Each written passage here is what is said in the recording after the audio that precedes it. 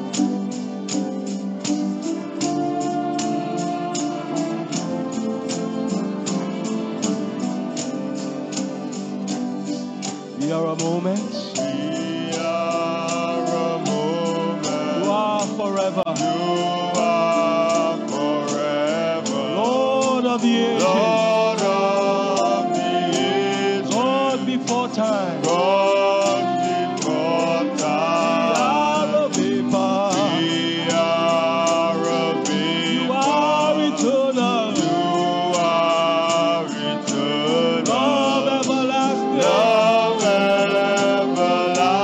Reigning on high. Reigning on high.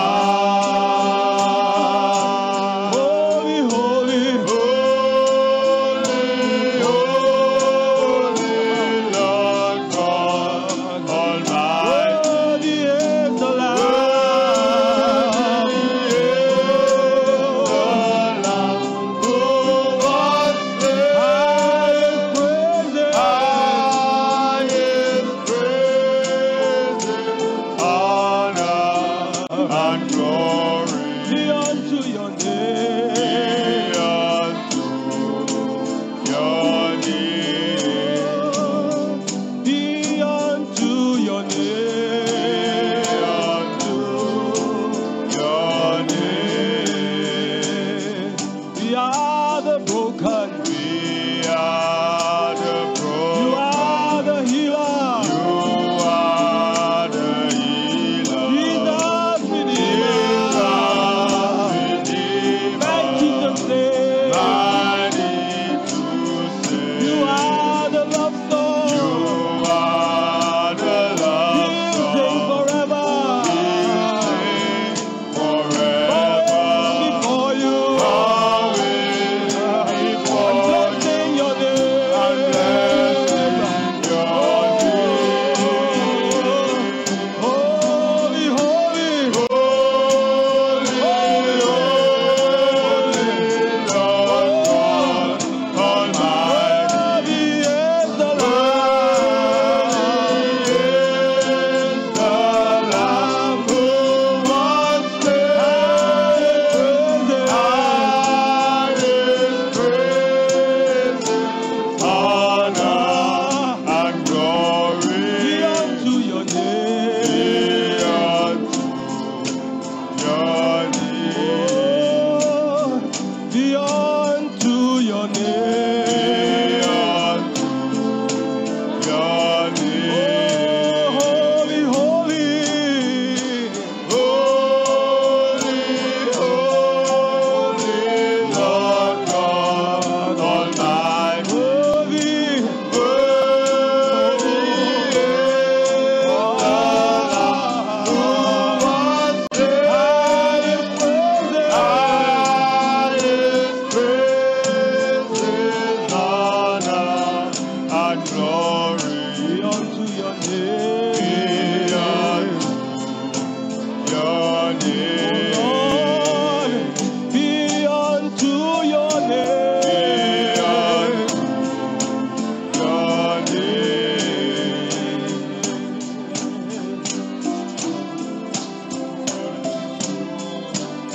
Ah. Oh,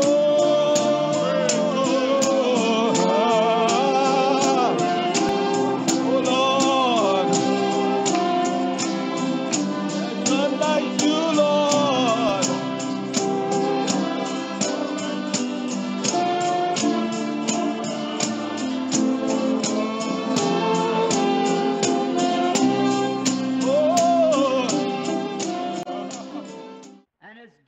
இயேசு கிறிஸ்துவாகிய உம்முடைய குமாரனையும் மற்றும் எல்லா காரியங்களையும் கிறிஸ்துவுக்குள் இலவசமாய் எங்களுக்கு கொடுத்திருக்கிறீர். இயேசுவானவர் கல்வாரியிலே எங்களுக்காக கொடுத்த இந்த மகத்தான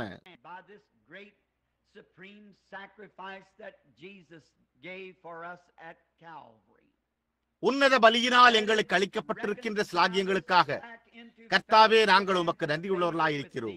நீங்கள் என்னிலும் என் வார்த்தைகள் உங்களிலும் நிலைத்திருந்தால் நீங்கள் கேட்டுக்கொள்வது எதுவோ அது உங்களுக்கு செய்யப்படும் என்று எழுதப்பட்டிருக்கிற இந்த ஆறுதலை குறித்து நாங்கள் அறிந்து கொள்ளும்படியாகவும் உம்மாலே தயபெறும்படியாகவும் அது மீண்டுமாக எங்களை ஐக்கியத்திற்குள்ளாக ஒப்புரவாக்கினது. எப்பொழுது நாங்கள் இதற்காக நன்றியுள்ளவர்களாய் இருக்கிறோம். எங்களுக்குள் இருக்கின்ற எல்லாவற்றோடும் அதை விசுவாசிக்கும்படியான விசுவாசத்தை நீர் எங்களுக்கு அருளுமாறு ஜெபிக்கிறோம்.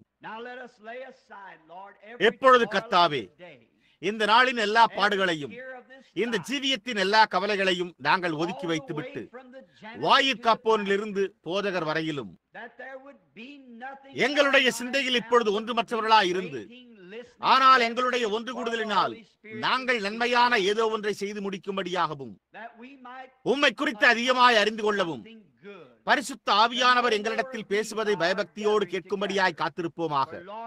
ஏனென்றால் கர்த்தாவே, உண்மையாகவே நாங்கள் அதற்காகத்தான் இந்த உஷ்ணமான நாளில் வந்திருக்கிறோம். உம்முடைய ஜீவனுள்ள வார்த்தையின் மூலமாக எங்களிடத்தில் பேசும். ஜீவனுள்ள வார்த்தையானது எங்களுக்குள் வாசமாயிருந்து எங்களுக்குள் நிலைத்திருப்பதாக. அதாவது நாங்கள் உலகத்திற்கேற்றபடி உருவாக்கப்பட்டு வேஷம் தரிப்பிக்கப்படாமல் எங்களுடைய ஆவியின் புதிதாகுதலினால் தேவனுடைய குமாரனின் சாயலுக்கு மறுவமாக்கப்படுவோமாக. ஓ, நாங்கள் அதை நினைக்கும் போது எங்களுடைய இருதயங்கள் நடுங்குகிறது. நாங்கள் தேவனுடைய குமாரர் என்றும் தேவனுடைய குமாரத்திகள் என்றும்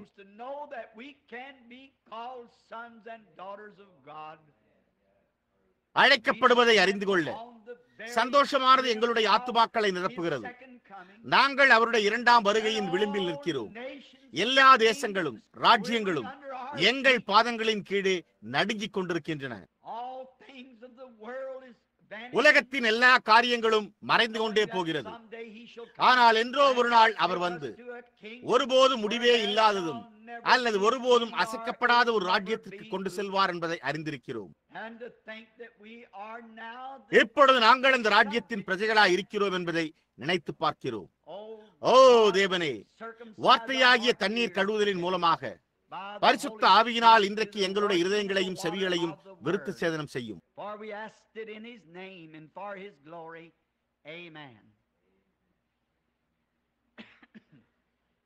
ஏனென்றால் நாங்கள் இதை அவருடைய நாமத்தில் அவருடைய மகிமைக்காக கேட்கிறோம். ஆமேன். நான் இந்த காலை இந்த பொருளை அணுக விரும்புகிறேன். ஏனென்றால் ஒரு சுகமளிக்கும் ஆராதனை இருக்க போவதாக இருந்தால் நான் சிறு வித்தியாசமான ஒன்றின் பேரில் பேசப் போவதாக இருந்தேன். ஆனால் ஜெப அட்டைகள் 8 மணியிலிருந்து 8:30 மணி வரையிலும் அல்லது 9 மணி வரையிலும் கொடுக்கப்படும் என்று நாங்கள் அறிவித்து விட்டோம். நான் இப்பொழுதுதான் ஒரு சில நிமிடங்களுக்கு முன்னர் பில்லி வீட்டிற்கு வந்து இங்கு ஒருவருமே இல்லை என்றும் ஆகவே அவன் ஜெப அட்டைகளை கொடுக்கவில்லை என்றும் அவன் கூறினான். ஆகையால் நான் சபையின் ஒரு திருத்துதலுக்காக இந்த பாடப்பகுதியை எடுப்பதை குறித்து சிந்தித்து பார்த்தேன். ஆகையால் உலகத்தால் வஞ்சிக்கப்பட்ட ஒரு சபை என்ற பொருளின் பேரில் பேச விரும்புகிறேன். நான் இப்பொழுது நியாயாதிபதிகளின் புத்தகம் 16ஆம் அதிகாரம் 10ஆம் வசனத்திலிருந்து துவங்கி சிலவற்றை வாசிக்க விரும்புகிறேன்.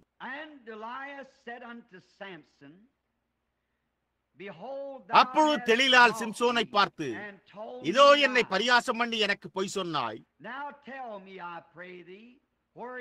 இப்போதும் உன்னை எதனால் கட்டலாம் என்று எனக்கு சொல்ல வேண்டும் என்றாள். அதற்கு அவன், இதுவரைக்கும் ஒருவேளைக்கும் வழங்காதிருக்கிற புது கயிறுகளால் என்னை இறுக கட்டினால் நான் பலட்சியமாகி மற்ற மனுஷனைப் போல் ஆவேன் என்றான். அப்பொழுது தெளிலாள் புது கயிறுகளை வாங்கி அவைகளால் அவனை கட்டி, சிம்சோனே, பெலிஸ்தர் உன்மேல் வந்து விட்டார்கள் என்றாள். பதிவிருக்கிறவர்கள் அறை வீட்டில் இருந்தார்கள். ஆனாலும் அவன் தன் புயங்களில் இருந்த கயிறுகளை ஒரு நூலைப் போல் அறுத்து போட்டான். பின்பு தெளிலால் சிம்சோனை பார்த்து, இதுவரைக்கும் என்னை பரியாசம் பண்ணி எனக்கு பொய் சொன்னாய். உன்னை எதனாலே கட்டலாம் என்று எனக்கு சொல்ல வேண்டும் என்றாள். அதற்கு அவன், நீ என் தலைமையின் 7 ஜடைகளை நெசவு நூல் பாவோடே பின்னிவிட்டால் ஆகும் என்றான். அப்படியே அவள் செய்து அவைகளை ஆணியடித்து மாட்டி, சிம்சோனே, பெலிஸ்தர் உன்மேல் வந்து விட்டார்கள் என்றாள். அவன் நித்திரை விட்டு எழும்பி நெசவு ஆணியையும் நூல் பாவையும் கூட பிடுங்கி கொண்டு போனான். அப்பொழுது அவள் அவனை பார்த்து, உன் இருதயம் என்னோடு இராதிருக்க உன்னை சிநேகிக்கிறேன் என்று நீ எப்படி சொல்லுகிறாய்? நீ இந்த 3 விசையும் என்னை பரியாசம் பண்ணினாய் அல்லவா? உன்னுடைய மகாபலம் எதனாலே உண்டாயிருக்கிறது என்று எனக்கு சொல்லாமற் போனாயே என்று சொல்லி,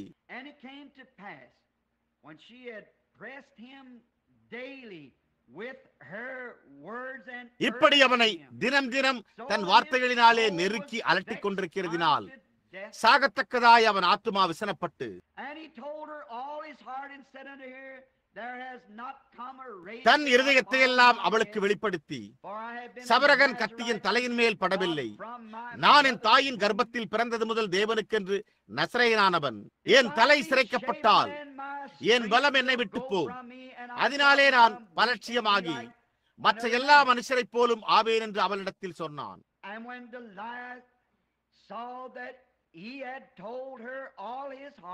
அவன் தன் இருதயத்தை எல்லாம் தனக்கு வெளிப்படுத்துவதை தெளிவால் கண்டபோது அவள் பெலிஸ்தரின் அதிபதிகளுக்கு ஆள் அனுப்பி, இந்த ஒரு விசை வாருங்கள், அவன் தன் இருதயத்தை எல்லாம் எனக்கு வெளிப்படுத்தினான் என்று சொல்ல சொன்னாள். அப்பொழுது பெலிஸ்தரின் அதிபதிகள் வெள்ளிக்காசுகளை தங்கள் கையில் எடுத்துக்கொண்டு அவளிடத்துக்கு வந்தார்கள். அவள் அவனை தன் மடியிலே நித்திரை செய்ய பண்ணி ஒருவனை அழைத்து அவன் தலைமையின் 7 ஜடைகளையும் சிறைப்பித்து அவனை சிறுமைப்படுத்த தொடங்கினாள். அவன் பலம் அவனை விட்டு நீங்கிற்று. அப்பொழுது அவள், சிம்சோனே, பெலிஸ்தர் உன்மேல் வந்து விட்டார்கள் என்றாள். அவன் நித்திரை விட்டு விழித்து, கர்த்தர் தன்னை விட்டு விலகினதை அறியாமல் எப்போதும் போல உதறி போட்டு வெளியே போவேன் என்றான்.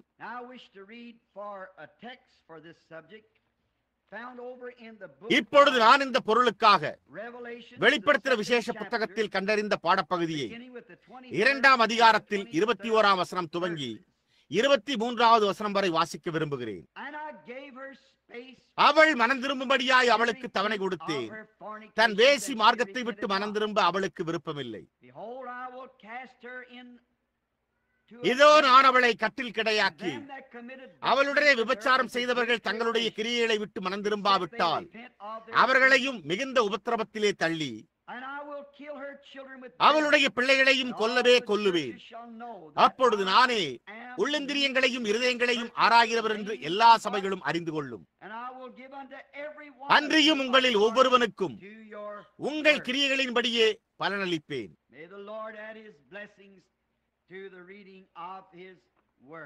கர்த்தர் தம்முடைய ஆசீர்வாதங்களை வாசிக்கப்பட்ட தம்முடைய வார்த்தையோடு கூட்டுவாராக.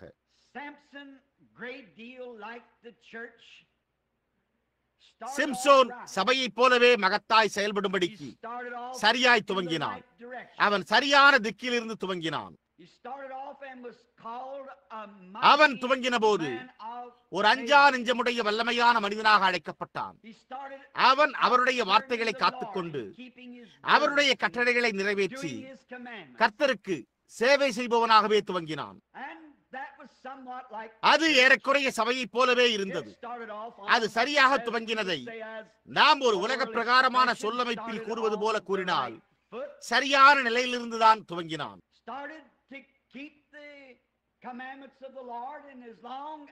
கர்த்தருடைய கற்பனைகளை காத்துக்கொள்ள துவங்கினான். சிம்சோன் கர்த்தரை பின்பற்றின வரையிலும் கர்த்தர் சிம்சோனை உபயோகித்தார்.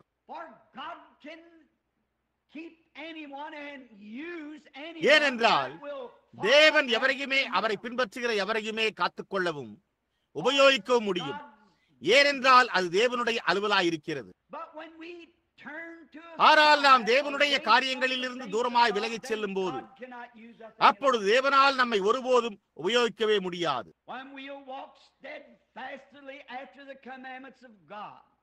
நாம் தேவனுடைய கட்டளைகளின்படியே உறுதியாய் நடக்கும் போது நாம் வேதாகமத்தின் பக்கங்களில் தரித்திருந்து எழுதப்பட்ட வார்த்தையினால் ஆராதிக்கும் போது அவரை ஆவியிலும் சத்திய வார்த்தையிலும் ஆராதிக்கும் போது அப்பொழுது தேவன் எந்த தனிப்பட்ட நபரையுமே உபயோகிக்க முடியும். ஆனால் அவர்கள் ஏதோ ஒன்றை பின்பற்றி விலகி செல்லும்படியான ஒரு கருத்தை தெரிந்தெடுக்கும் போது அப்பொழுது தேவன் அந்த நபரை ஒருபோதும் உபயோகப்படுத்தவே முடியாது.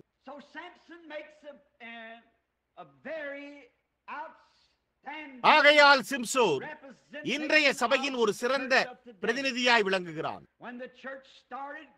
சபையானது துவங்கின போது தேவனால் சபையை உபயோகிக்க முடிந்தது. ஏனென்றால் சபையானது கர்த்தருடைய கட்டளைகளை ஊக்கமாய் பின்பற்றி சென்று அவருடைய எல்லா நியாயத்தீர்ப்புகளையும் அவருடைய நியமங்களையும் கைக்கொண்டு அவருடைய எல்லா கற்பனைகளையும் நிறைவேற்றினது. தேவன் சபையோடு இருந்தார். ஆனால் சபையின் மத்தியில் அப்பேற்பட்டதான பலவீனமான ஒரு ஸ்தானம் இருக்கிறது என்பது தென்படுகிறது. நினைவிருக்கட்டும், நாம் ஒரு வனபோஜனத்தில் இல்லை, ஆனால் நாம் ஒரு யுத்தகளத்தில் இருக்கிறோம். அநேக ஜனங்கள் அவர்கள் கிறிஸ்தவர்களாக தொடங்கும் போது அவர்கள் செய்ய வேண்டியதெல்லாம் அவ்வளவுதான் என்றும், அதுவே இதை என்னென்றைக்குமாய் தீர்க்கிறது என்றும், அவர்கள் கிறிஸ்தவர்களாக இருக்கின்ற காரணத்தால் ஒவ்வொரு காரியமும் எளிதாய் வரப்போகிறது என்றும் வெறுமன நினைக்கிறார்கள். உங்களுடைய சிந்தையில் அவ்வாறு ஒருபோதும் நினைக்க வேண்டாம்.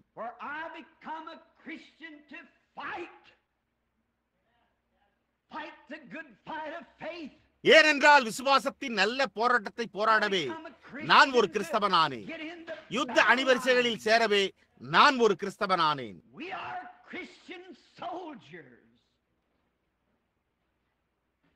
நாம் கிறிஸ்தவ போர் வீரர்களாய் இருக்கிறோம். நாம் எப்படி போரில் போரிட வேண்டும் என்பதை அறிய, எப்படி தற்காப்பு செய்து முற்றுவிக்க வேண்டும் என்று அறிய, எதிரியின் எல்லா உபாய தந்திரங்களையும் அறிந்தவர்களாய்,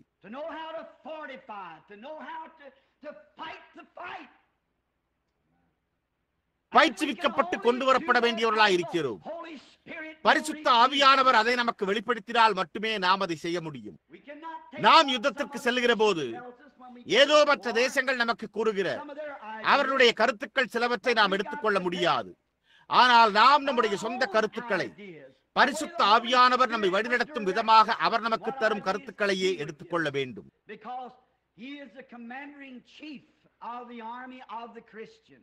ஏனென்றால் அவரே கிறிஸ்தவர்களுடைய சேனையின் பிரதான போர்படை தலைவராய் இருக்கிறார். சிம்சோன் நன்றாகவே செயல்பட்டான். அவன் விளையாட்டுத்தனமானவன் என்று நாம் அதை எவ்வாறு அழைப்போம்? அவ்விதமாக ஆக துவங்கும் வரையிலும், அவன் தன்னுடைய சொந்த எல்லையை விட்டு போக துவங்கும் வரையிலும்,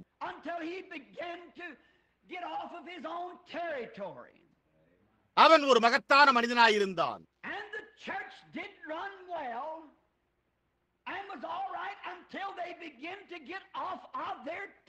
சபையும் நன்றாகவே செயல்பட்டது.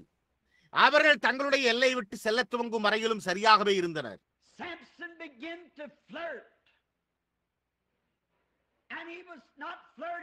சிம்சோன் சரசமாட துவங்கினான். அவன் இஸ்ரேலிய பெண்களோடு சரசமாடிக் கொண்டிருக்கவில்லை, அவன் பெலிஸ்திய பெண்களோடு சரசமாட துவங்கினான்.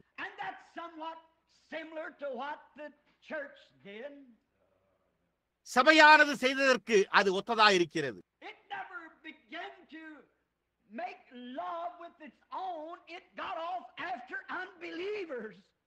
அது தனக்கு சொந்தமானவர்களோடு அன்பாயிருக்க துவங்கவில்லை. அது புறம்பே உள்ள அவிசுவாசிகளை பின்தொடர்ந்து அவிசுவாசிகளோடு சரசமாட துவங்கினது. அங்கேதான் நாம் நம்முடைய பெரிய தவறை செய்தோம். சபையானது சரியில்லாத காரியங்களை செய்ய துவங்கினது.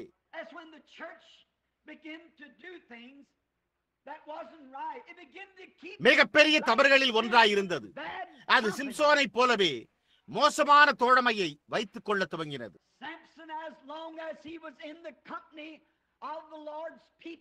சிம்சோன் அவன் கர்த்தருடைய ஜனங்களின் தோழமையில் இருந்த வரையிலும் அவன் சரியாய் செயல்பட்டான். ஆனால் அவன் மோசமான தோழமைகளோடு சரசமாட துவங்கின போதோ அப்பொழுதே அவன் தொல்லைக்குள்ளானான். அது சபையோடும் அதே விதமாகவே இருக்கிறது. சபையானது பயபக்தியாய் ஒவ்வொரு நாளும் பரிசுத்த ஆவியின் வழிநடத்துதலை பின்பற்றின போது தேவன் அவர்களை ஆசீர்வதிக்க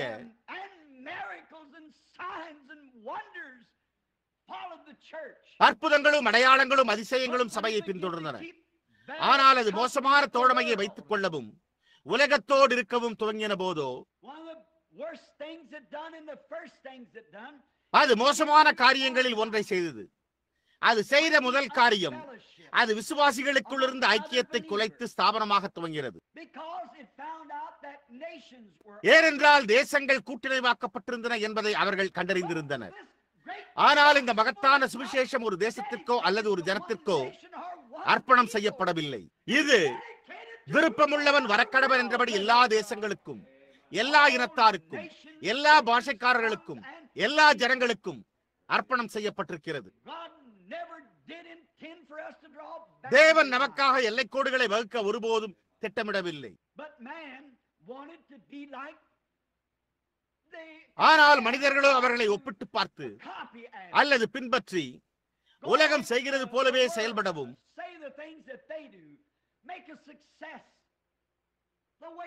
அவர்கள் செய்கிற காரியங்களை கூறவும் அவர்களுக்கு இருந்த நற்பயனை போன்று அதே விதமான நற்பயனை ஏற்படுத்திக் கொள்ளவும் விரும்பினர்.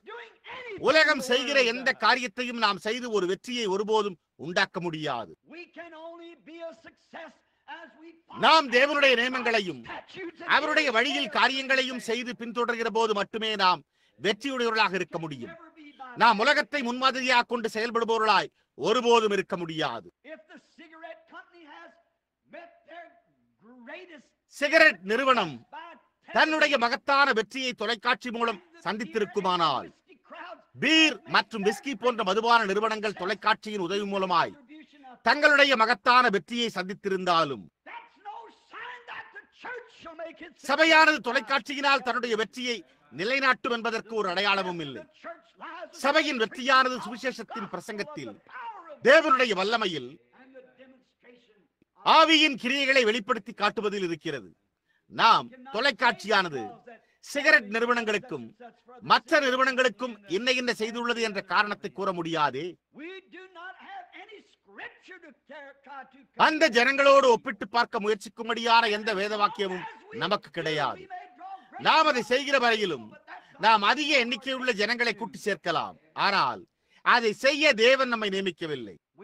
நாம் பெயர் பெற்றவர்களாகி விரைவாக முன்னேறி பெரிய ஸ்தாபனங்களாய் மகத்தான புகழ்மிக்க காரியங்கள் சம்பவிப்பதன் காரணத்தால் அதுவே ஒரு வெற்றி என்று நாம் நினைக்கிறோம். ஆவிக்குரிய பிரகாரமாக நாம் ஒவ்வொரு நாளும் மரித்துக் கொண்டே இருக்கிறோம். நாம் இந்த காலை 1 கோடி பேர்களோடு பலமாய் நின்று பரிசுத்த ஆவியானவர் நம்மோடு இல்லாதிருப்பதை காட்டிலும், நம்மோடு பரிசுத்த ஆவியோடு உள்ள 10 பேரோடு பலமாய் நின்றால் நாம் நன்றாய் செயல்படலாம். நாம் உலகத்தோடு ஒப்பிட்டு பார்க்க முடியாது. முதலாவது காரியங்களில் ஒன்று என்னவென்றால், சபையானது தன்னை ஸ்தாபனமாக்கிக் கொள்ள துவங்கினது. முதலாவது ஸ்தாபனம் கத்தோலிக்க சபையாய் இருந்தது. பின்னர் லூத்தரன் சபை உருவானது.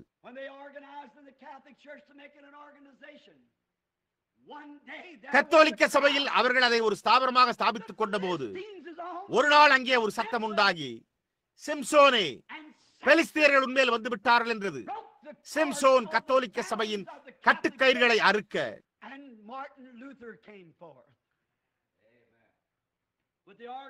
மார்ட்டின் லூத்தர் ஸ்தாபனத்தோடு வெளியே வந்தார். பின்னர் தெளிலால் செய்தது போல மற்றொரு கயிற்றினால் கட்டினார்கள். அவர்கள் துவக்கத்தில் பரிசுத்த ஆவியினால் அழைக்கப்பட்ட மனிதர்களாய், தேவனால் அழைக்கப்பட்ட மனிதர்களாய் இருப்பதற்கு பதிலாக ஒரு கால் அவர்களுடைய மொழியின் முதலெடுத்து கூட தெரியாதிருந்திருக்கலாம். ஆனால் அவர்கள் கிறிஸ்துவை அறிந்திருந்தனர். பின்னர் சபையானது கவர்ச்சி தோற்றமுடைய ஒரு வகையான அரசியல் சொற்பொழிவாளர்களை போன்றவர்களை பெற்றுக் கொண்டது. அவர்கள் தங்களுடைய பிரசங்கிமார்களுக்கு திருச்சபையின் அறிவார்ந்த திருத்தந்தை பட்டத்தை கொடுக்க வேண்டியதாய் இருந்தது. ஒவ்வொருவரும் இறைமையியல் பட்டத்தை உடையவர்களாய் இருக்க வேண்டியிருந்தது. அது சபையை கட்டவிருந்த மற்றொரு கயிறாய் இருந்தது. ஜனங்கள் சென்று பயில்கிறார்கள். ஒவ்வொரு வேத பாடசாலையும் எங்களுடைய போதகர் ஒரு இறைமையியல் பட்டதாரி என்று அவர்களுடைய சபையில் பெருமையடித்துக் கொள்ளும்படியான ஒரு மேலான கற்றறிவாளரை உருவாக்க முயற்சிக்கிறது. ஆகவே அவர்கள் என்ன செய்தனர்? ஒருவர் மற்றவரை காட்டிலும் அறிவாற்றல் உள்ளவராக இருக்க வேண்டும் என்று முயற்சிக்கிறார்கள். பாருங்கள், அது தேவனுடைய பார்வையில் எந்த காரியத்தையும் சுட்டி காட்டுகிறதில்லை. எந்த மனிதனுமே தன்னுடைய உலக பிரகாரமான அறிவை எடுத்து அதனால் தேவனை பிரியப்படுத்த முயற்சிக்க வேண்டியதில்லை. அது தேவனுடைய பார்வையில் அருவருப்பாய் இருக்கிறது. நீங்கள் தேவனை ஒருபோதும் உலக பிரகாரமான புகழார்வங்களினாலும் அறிவினாலும் பிரியப்படுத்தலாகாது. ஏனென்றால் அது தேவனுக்கு விரோதமான பகை என்று வேதம் கூறுகிறது.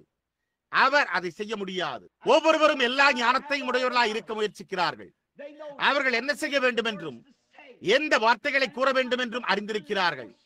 அது பாவத்தை வெளிப்படுத்தி மனித இதயத்தை ஆழ்த்துகிற பரிசுத்த ஆவியின் செய்தியாய் வல்லமையாய் நிரூபிக்கப்படுகின்ற ஒன்றாய் இருப்பதற்கு பதிலாக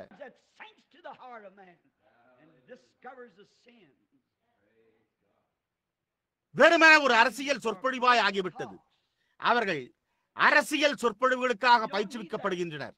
அது நமக்கு தேவையில்லை. பவுல், வசனம் எங்களிடத்தில் வந்தது மட்டுமின்றி இல்லை, சுவிசேஷமானது வசனத்தோடே மாத்திரமல்ல, வல்லமையோடும் பரிசுத்த ஆவியின் வெளிப்படுத்தலோடும் வந்தது என்றான்.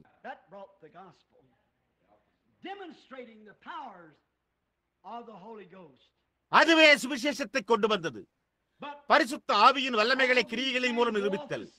ஆனால் இந்த மனிதர் எல்லோருமே வேத பாடசாலைகளுக்கு சென்று அவர்கள் எப்படி ஜனங்களுக்கு முன்பாக நிற்க வேண்டும் என்றும், அவர்கள் தங்களை எப்படி காட்சியளிக்க வேண்டும் என்றும், அவர்கள் எப்படி உடை உடுத்த வேண்டும் என்றும், மற்றும் அவர்கள் எப்படி நடந்து கொள்ள வேண்டும் என்றும், அவர்கள் ஒருபோதும் தவறாக இலக்கணத்தை உபயோகிக்க கூடாது என்ற மேலான கல்வியை அவர்கள் கற்றுக்கொள்ளுகிறார்கள். இப்பொழுது ஒரு அரசியல் சொற்பொழிவிற்கு அது சரியானது, ஆனால் நாம் மனித வார்த்தைகளின் வசீகரிப்பின் பின்னே இருக்கவில்லை. பவுல், நான் பிரசங்கித்த சுவிசேஷம் அந்த விதமாய் வராமல் பரிசுத்த ஆவியின் புதுப்பித்தலினாலும் உறுதிப்படுத்தும் பலத்தினாலும் வந்தது என்றான். அது உங்களுடைய ஞானத்தினால் அல்லது நீங்கள் நம்பிக்கை வைக்கும் மனித ஞானத்தினாலான சரியான இலக்கிய நய சொற்பொழிவினால் வருகிறதில்லை.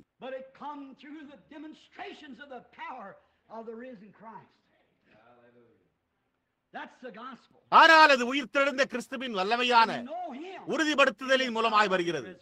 அவருடைய உயிர்த்தெழுதலின் வல்லமையில் அவரை அறிவதே சுவிசேஷமாகும். ஒவ்வொரு ஸ்தாபனமும் ஒவ்வொருவரும் தான் மற்ற மனிதனை காட்டிலும் சற்று சாதுரியவான் என்று எண்ணிக்கொள்ளவே முயற்சிக்கிறான். மெத்தோடிஸ்டுகள் நாங்கள் சாமர்த்தியமான மனிதனை பெற்றுவிட்டோம் என்பார்கள். பாப்டிஸ்ட் மற்றும் கிறிஸ்துவின் சபை முதலானவர்கள் அவர்கள் எல்லோரும் நாங்கள் தான் சாமர்த்தியசாலிகள், நாங்கள் எங்களுடைய ஜனங்களை சாதாரண மனிதன் வெறுமனை வெளியே சென்று சுவிசேஷத்தை பிரசங்கிக்க நாங்கள் அனுமதிக்கிறதில்லை என்று கூறுவார்கள். ஆனால் அவர்கள் ஒவ்வொருவராக இவர்களை தெரிந்தெடுக்கிறார்கள். ஓ தேவனே இரக்கமாயிரும். அவர்களை ஒவ்வொருவராக தெரிந்தெடுக்கிறார்கள். அவர்களுடைய குறிப்பிட்ட போதகத்தினால் அவர்கள் தோய்விக்கப்படுவார்களானால்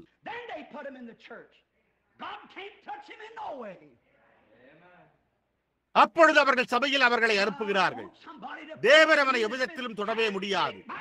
நான் பரிசுத்த ஆவியினால் தெரிந்தெடுக்கப்பட்டிருக்கிற யாராவது ஒருவர் எனக்கு பிரசங்கிக்க விரும்புகிறேன். மனிதனால் அல்லது ஸ்தாபனங்களால் தேர்ந்தெடுக்கப்படாதவனையே தேவன் எழுப்புகிறார். அனைத்துமே அறிவு. அவர்கள் நாங்கள் அதை குறித்து எல்லாவற்றையும் அறிந்திருக்கிறோம் என்கிறார்கள்.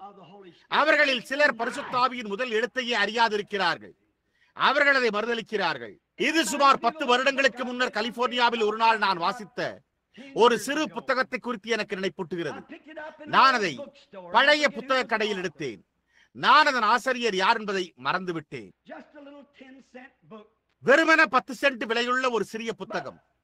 ஆனாலும் அது வேடிக்கையானதாகவும் தந்திரமானதாகவும் காணப்பட்டாலும் அது சில நல்ல கருத்துக்களை கொண்டதாக இருந்தது.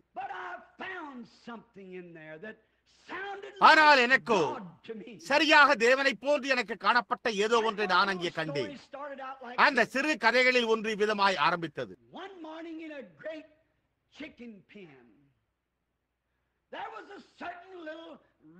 ஒரு நாள் காலை ஒரு பெரிய கோழிக்கூண்டில் அறிந்து கொள்ளப்பட வேண்டியதாக இருந்த எல்லா அறிவையும் தான் பெற்றிருந்ததாக நினைத்துக் கொண்ட ஒரு குறிப்பிட்ட சிறு சேவல் இருந்தது. எனவே அது பறந்து போய் ஒரு பெட்டியின் மேல் அமர்ந்து தன்னுடைய சிறிய அலையினால் பெட்டியை 4 அல்லது 5 முறைகள் கொத்தி தன்னுடைய சிறிய தலையை துலுக்கி நீங்கள் ஒரு சேவல் கூவுவதையே கேட்டிராதை போன்று கூவிற்று. அது மற்றவர்களை அவர்களுடைய கவனத்தை கவர்ந்து அது இந்த கோழிக்குண்டில் இருக்கும் சீமான்களே சீமாட்டிகளே, நான் இந்த காலையில் உங்கள் யாவரோடும் நாம் திட்டமிட்டிருக்கிற ஒரு மகத்தான கல்வி திட்டத்தை குறித்து பேச விரும்புகிறேன் என்றது. தொடர்ந்து அது தன்னுடைய அலகிற்கு மேலே தன்னுடைய சிறு மூக்கு கண்ணாடியை எடுத்து சரி செய்வது போல செய்து என்னுடைய படிப்பாய்வில் எனக்கு அதிகப்படியான அறிவு தேவையாய் உள்ளது என்றது. மேலும் அது கோழிகளாகிய நாம் நம்மை அதிகப்படியான ஞானத்தினால் மேன்மையாக்கிக் கொள்ள முடியும் என்பதை நான் தீர்மானித்திருக்கிறேன். ஆகையால் அது எங்கே என்று நான் உங்களுக்கு கூற முடியும் என்றும், நாம் ஒரு குறிப்பிட்ட குண்டிலோ அல்லது பொந்திலோ தோண்டினால் நாம் நமக்கு மேம்பட்ட கூவும் தன்மையை உண்டு பண்ணும் கவர்ச்சிகரமான சிறைகளுக்கான ஒரு குறிப்பிட்ட ஊட்டச்சத்தை கண்டுபிடிக்கலாம். மேலும் நாம் இன்னும் பல வித்தியாசமான வழிகளில் எப்படி நம்மை மேன்மையாக்கிக் கொள்ள முடியும் என்பதை நான் உங்களுக்கு கூற முடியும் என்றது.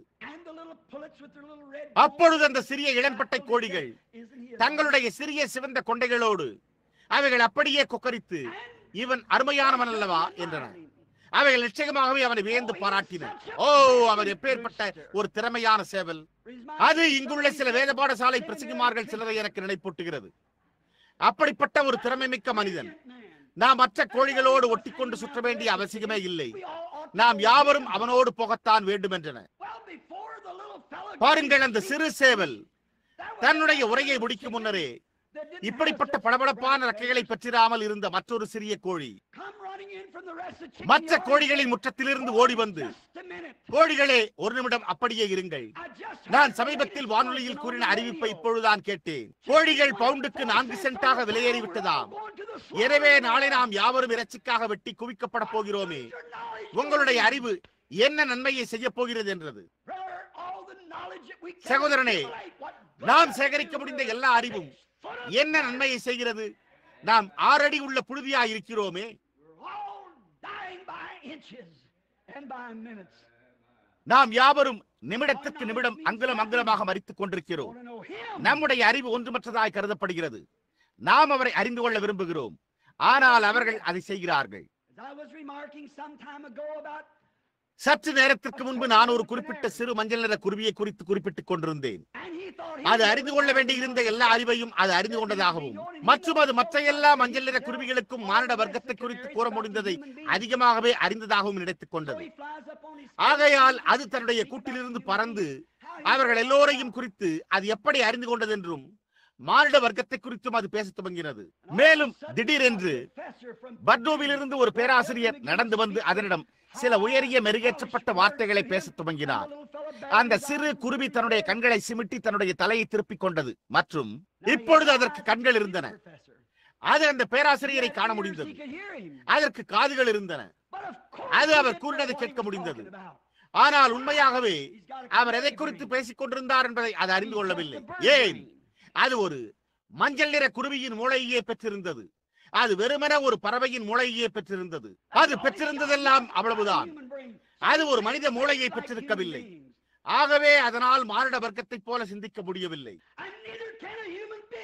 ஒரு மானிட வர்க்கம் ஒருபோதும் தேவனை போன்று சிந்திக்கவே முடியாது. நீங்கள் மானிடராய் இருக்கின்றீர்கள்.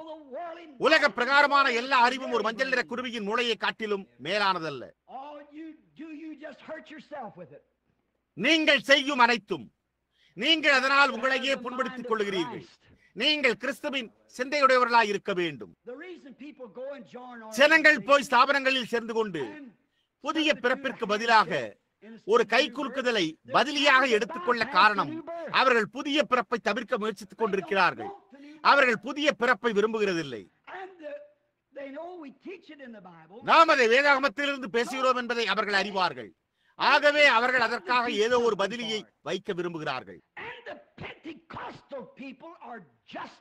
பெந்தேகோஸ்தே ஜனங்களும் அவ்வளவு மோசமாகி வேறு ஏதோ ஒன்றை பதிலியாக வைக்க முயற்சித்துக் கொண்டிருக்கிறார்களே. அவர்கள் அதை தரம் பிரிக்க விரும்புகிறார்கள். நாம் கரங்களை குலுக்கலாம் மற்றும் சபையில் சேர்ந்து கொள்ளலாம், தெளிக்கப்படுவதோ அல்லது ஞானஸ்தானம் கொடுப்பதோ அல்லது வேற ஏதோ ஒன்றை செய்யலாம் என்று அது அப்படியே வகைப்படுத்தப்பட்டிருக்க வேண்டும். அவர்கள் புதிய பிறப்பை குறித்து பயப்படுகிறார்கள். அதை குறித்து பிரணாம் கூடாரம் பயமடைந்து கொண்டிருக்கிறது என்று நான் சில சமயங்களில் நம்புகிறேன். இப்பொழுது அது ஒரு பிறப்பு என்பதை நாம் யாவரும் அறிவோம். அது எங்கே இருக்கிறது என்றோ அல்லது எங்கே என்றும் அதன் இருப்பிடம் எங்கே என்றும் நான் கவலைப்படுகிறதில்லை. அது ஒரு அலங்கோலம். ஒரு குழந்தையானது ஒரு தவிட்டு குவியலின் மேலோ ஒரு கடினமான தரையின் மீதோ அல்லது மருத்துவமனையில் இளஞ்சிவப்பு நிறத்தில் அலங்கரிக்கப்பட்ட அறையில் பிறந்தாலும் எப்படியாயினும் அது ஒரு அலங்கோலமானதாகத்தான் இருக்கிறது. ஒரு கன்றுக்குட்டியின் ஒரு பிறப்பாய் இருந்தாலும் வேறெந்த ஒன்றின் பிறப்பாய் இருந்தாலும் அது ஒரு அலங்கோலமானதாகத்தான் இருக்கிறது. ஒரு புதிய பிறப்பு ஒரு அலங்கோலத்தை காட்டிலும் வேறொன்றும் இல்லையே. ஆனால் ஜனங்களோ மிகவும் ஆசார விரைப்பினடை வாய்ந்தவர்களாகி நாம் எங்கே கரங்களை குலுக்குகிறார்களோ அங்கே போவோம்.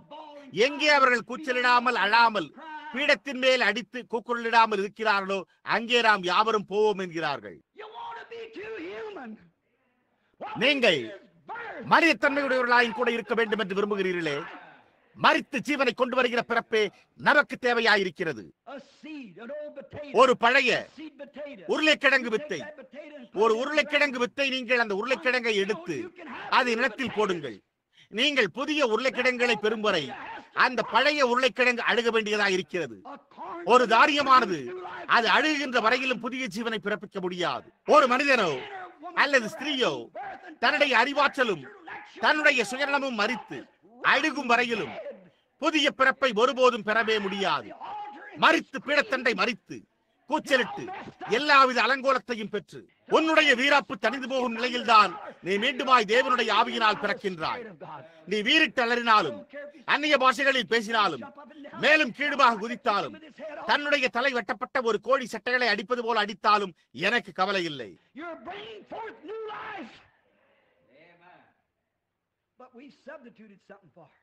நீ புதிய ஜீவனை கொண்டு வருகிறாயே, ஆனால் நாம் அதற்காக வேற ஏதோ ஒன்றை மாற்றீடு செய்து விட்டோம். நாம் நிச்சயமாகவே முதல் தரமான நவநாகரிக வழியே விரும்புகிறோம். அன்று ஒரு நாள் வெள்ளிக்கிழமை நானும் என் மனைவியும் கடைக்கு சென்று கொண்டிருந்தோம். நான் அதை பற்றியே இடைவிடாமல் பேச வேண்டும் என்று கருதவில்லை. ஆனால் நாங்கள் வீதி வழியாய் சென்ற காரணத்தால் நான் நிர்வாண ஸ்திரீகளுக்காகவே என்னுடைய தலையை ஒரு பக்கமாக திருப்பி வைத்துக் கொண்டேன். நான் ஒரு பார்வையற்ற மனிதனாய் இருந்தபோது அவர் என் கண்களை சுத்தப்படுத்தினால் நான் சரியான காரியத்தையே நோக்கி பார்ப்பேன் என்று நான் தேவனிடம் வாக்களித்திருந்தேன். நான் ஒரு சிலுவையை என்னுடைய காரில் தொங்க வைத்திருக்கிறேன். நான் இப்படிப்பட்ட காரியத்தை காணும் போது நான் சிலுவையை நோக்கி பார்த்து, ஓஹோ தேவனே, அதுவே என் தஞ்சம் என்று கூறும் காரணத்தால் நான் சிலுவையை நோக்கி பார்த்தேன். நான் அந்த ஸ்திரீகளை கண்டேன். மேடா, நாம் இன்றைக்கு ஒரு பெண்ணை கூட பெண்ணினுடைய ஆடை அணிந்தவளாய் காணவில்லையே என்றாள். மேலும் அவள், பெல், அங்கே தன்னுடைய உடலின் மீது சிறிய பட்டைகளை உடைய அந்த ஸ்திரீயை பாரும் என்றாள். தொடர்ந்து, அது தவறு என்று அந்த ஸ்திரீக்கு தெரியாது என்று நீர் என்னிடம் கூற நினைக்கிறீரா என்றாள். அவள் அது தவறு என்பதை அறியாதிருந்தால் அப்பொழுது அவள் தன்னுடைய சுவாதீன சிந்தைக்கு புறம்பே இருக்கிறாள் என்றாள். நான் தேரே ஒரு நிமிடம், அவள் ஒரு அமெரிக்க தேசத்தவள், அமெரிக்கர்கள் செய்வது போலவே அவள் செய்கிறாள் என்றேன். நான் இனியவளே, நான் அண்மையில் பின்லாந்தில் இருந்தேன் என்றேன். நான் அங்கு என்னை அமர செய்த மருத்துவர் மணினன் என்ற ஒரு மனிதனிடம் விசாரித்தேன். நாங்கள் சூனா என்று அழைக்கப்படுகின்ற அந்த சுகாதார குளியல்களுக்காக போய்க் கொண்டிருந்தோம். அவர்கள் அங்கு உங்களை உள்ளே கொண்டு சென்று உங்கள் மீது உஷ்ணமான நீரை அல்லது சூடான கற்பாறைகளில் இருந்து வந்த தண்ணீரை ஊற்றுகிறார்கள். அதனால் உங்களுக்கு வியர்த்து கொட்டுகிறது. பின்னர் அவர்கள் உங்களை குளிர்ந்த நீரில் குதிக்க செய்து பின்பு எழுப்பி விடுகிறார்கள். அதன் பின்னர் உங்களை ஒரு அறைக்குள் கொண்டு செல்ல அங்குள்ள செவிலி தாய்மார்கள் அந்த ஸ்திரீகள் ஆண்களை, நிர்வாணமாய் இருக்கிறவர்களை தேய்த்து விட்டு அவர்களை மீண்டுமாக திரும்பவும் குளத்திற்கு அனுப்புகிறார்கள். நான் உள்ளே செல்ல மாட்டேன். நான் வைத்தியர் மணினன், அது தவறு என்றேன். அவர், அப்படியானால் சரி சங்கை பிரணாம், அது தவறுதான். அப்படியானால் ஒரு ஸ்திரீயை நிர்வாணமாக்கி அவளை மேஜையின் மீது கிடத்தி அவளுக்குள்ள ஒவ்வொரு பாலுணர்ச்சி அங்கங்களையும் பரிசோதிக்கும் உங்களுடைய அமெரிக்க மருத்துவர்களை குறித்து என்ன, மருத்துவமனைகளில் உள்ள உங்களுடைய செவிலி தாய்மார்களை குறித்து என்ன என்றார். நான், சகோதரன் மணினன், என்னை மன்னித்துக் கொள்ளுங்கள். மணினன், நீர் கூறுவது சரி என்றேன்.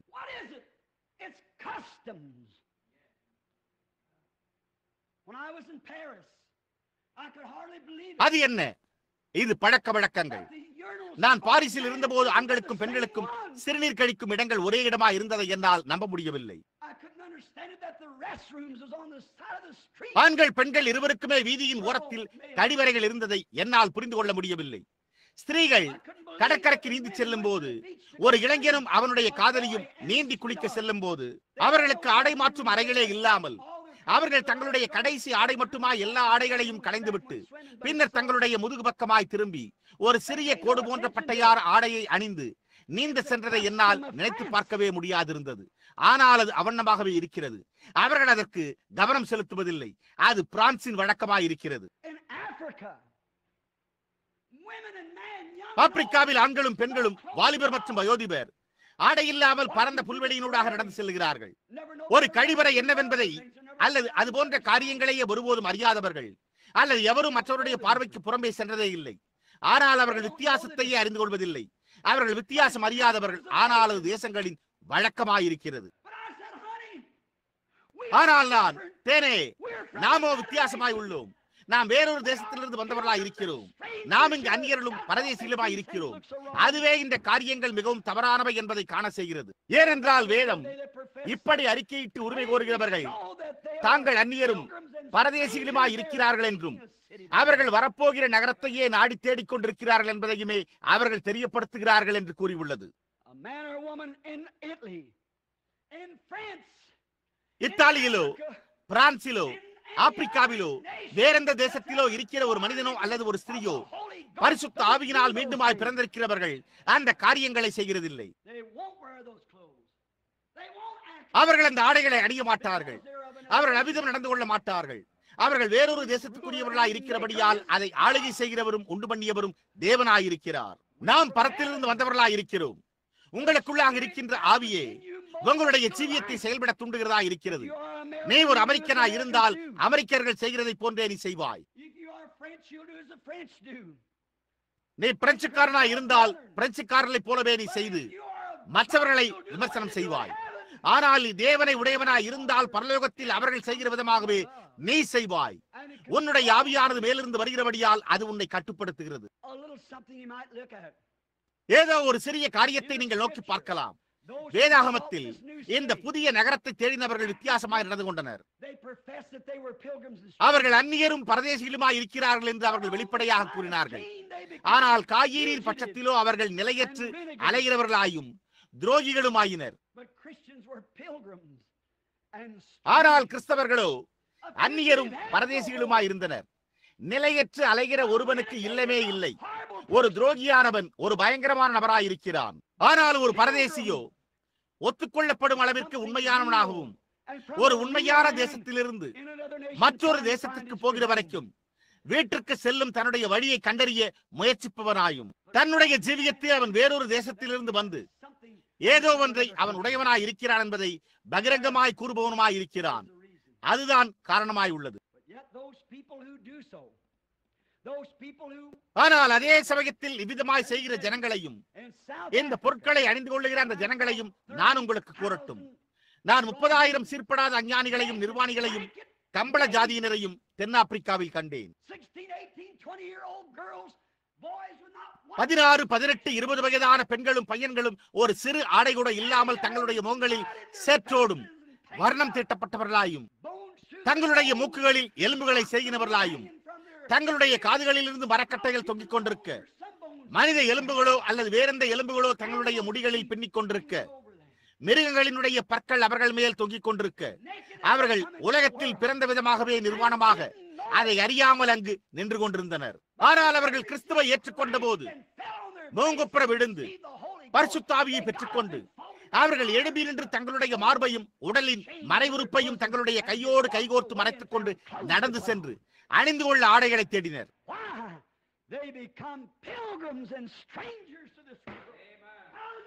ஏன்? அவர்கள் இந்த உலகத்திற்கு அந்நியர்களும் பரதேசிகளுமானார்கள். அல்லேலூயா! அவர்கள் அவரிடமிருந்து தூரமாயிருந்தனர். ஆமையா, ஓ ஆம், இந்த ஜனங்கள் தங்களை கிறிஸ்தவர்கள் என்று அழைத்துக் கொள்ளுகிறார்கள். அவர்கள் சபைகளை சேர்ந்தவர்கள். அவர்கள் விலகி போய் நாங்கள் மெத்தோடிஸ்ட், நாங்கள் பாப்டிஸ்ட், நாங்கள் பெந்தேகோஸ்துக்கள், நாங்கள் 7ஆம் நாளை ஓய்வு நாளாக ஆசரிப்பவர்கள், நாங்கள் இது அது மற்றது என்கிறார்கள். அதற்கு இதனோடு எத்தகைய சம்பந்தமும் இல்லை. உங்களுடைய ஆவியானது உங்களுக்குள் இருக்கின்ற ஜீவனானது உங்களை செயல்படும்படி தூண்டிவிட்டு நீங்கள் என்னவாய் இருக்கிறீர்கள் என்பதை கூறுகிறது. இயேசு அவர்களுடைய கனிகளினாலே அவர்களை அறிவீர்கள் என்றார். முதலாவது சபையானது இஸ்ரவேலை போன்றாகிவிட்டது. அவர்கள் எல்லா அஞ்ஞான தேசங்களுமே ஒரு ராஜாவை பெற்றிருப்பதை கண்டனர். தேவன் இவர்களுடைய ராஜாவாக இருந்தார். அவர்கள் அஞ்ஞான தேசங்களுக்கு ராஜா இருப்பதை கண்டபோது அவர்களும் அஞ்ஞான தேசங்களைப் போலவே செயல்பட விரும்பினர்.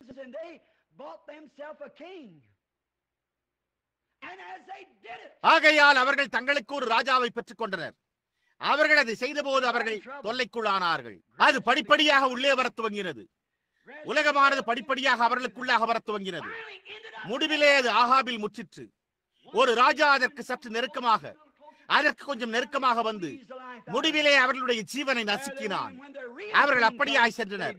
ஆனால் உண்மையான ராஜா வந்தபோது அவர்கள் அவரை அறிந்து கொள்ளவில்லை. சபையானது அதே காரியத்தை தான் செய்திருக்கிறது. அது தத்தெடுக்கப்பட்டுள்ளது. இங்குதான் உங்கள் காரியமே உள்ளது. அது அரசியலையும் கல்வியையும் தத்தெடுத்துக் கொண்டுள்ளது. அது ஸ்தாபனங்களையும் சங்கத்தையும் பெரிய சபைகளையும் பகட்டாரவாரமாக உரையாற்றுகிற பிரசங்கிமார்களையும் தத்தெடுத்துக் கொண்டுள்ளது. ஆனால் உண்மையான ராஜா வருகிற போது அவர்கள் அவரை அறிந்து கொள்கிறதில்லை. அவர்கள் தங்களுடைய ராஜாவாய் இருக்கிற அதே பரிசுத்த ஆவியானவரை சிலுவையில் அறைந்து கொண்டிருக்கிறார்கள். அவர்கள் அவரை அறிந்து கொள்ளவில்லை. ஆனால் அவர்கள் அவரை பார்த்து நகைத்து அவரை பரிகாசம் பண்ணுகிறார்கள். யூதர்கள் தங்களுடைய மேசியாவிற்கு செய்தது போலவே சபையானது தன்னுடைய மேசியாவிற்கு அதே விதமாய் செய்து கொண்டிருக்கிறது. அவர்கள் அதை அறியாதிருக்கிறார்கள். அவர்கள் ஆவிக்குரிய ஆழ்ந்த அறிவை பெற்றிருக்கவில்லை. ஏனென்றால் அவர்கள் தங்களுடைய கண்களினால் அவர்கள் எதை காண்கிறார்களோ அதை, பெரிய கட்டிடங்களை, இந்த உலகத்தோடு ஒப்பிட்டு பார்க்க முயற்சிக்கும்படியான கோட்பாட்டால் போதிக்கப்பட்டிருக்கின்றனர். நாம் ஒருபோதும் உலகத்தோடு ஒப்பிட்டு பார்க்கும்படிக்கு அறிவுறுத்தப்படவில்லை. நாம் நம்மை தாழ்த்தும்படிக்கு அறிவுறுத்தப்பட்டிருக்கின்றோம். மேலும் ஒன்று என்ற என் தேவனில் பெரும்பான்மையானதாய் உள்ளது. இன்றைக்கு வெளியே ஊழிய களத்தில் உள்ள சுகமளிக்கும் சுவிசேஷகர்கள் அப்பேற்பட்டதான போட்டிக்குரிய போட்டியாளர்களாய் இருக்கிறார்கள். ஒருவர் பாருங்கள், தேவனுக்கு ஸ்தோத்திரம், நான் அநேகமாயிரம் பேர்களை உடையவனாய் இருக்கிறேன், உங்களுக்கு இருக்கிறதை காட்டிலும் எனக்கு ஒரு பெரிய கூட்டம் இருக்கிறது என்கிறார். அது என்ன வித்தியாசத்தை உண்டு பண்ணுகிறது? நாம் ஒருவரை அல்லது 10 லட்சம் பேரை உடையவராய் இருந்தாலும் அது என்ன வித்தியாசத்தை உண்டு பண்ணுகிறது? நாம் தேவனுக்கு உண்மையாயிருக்கிறோமா?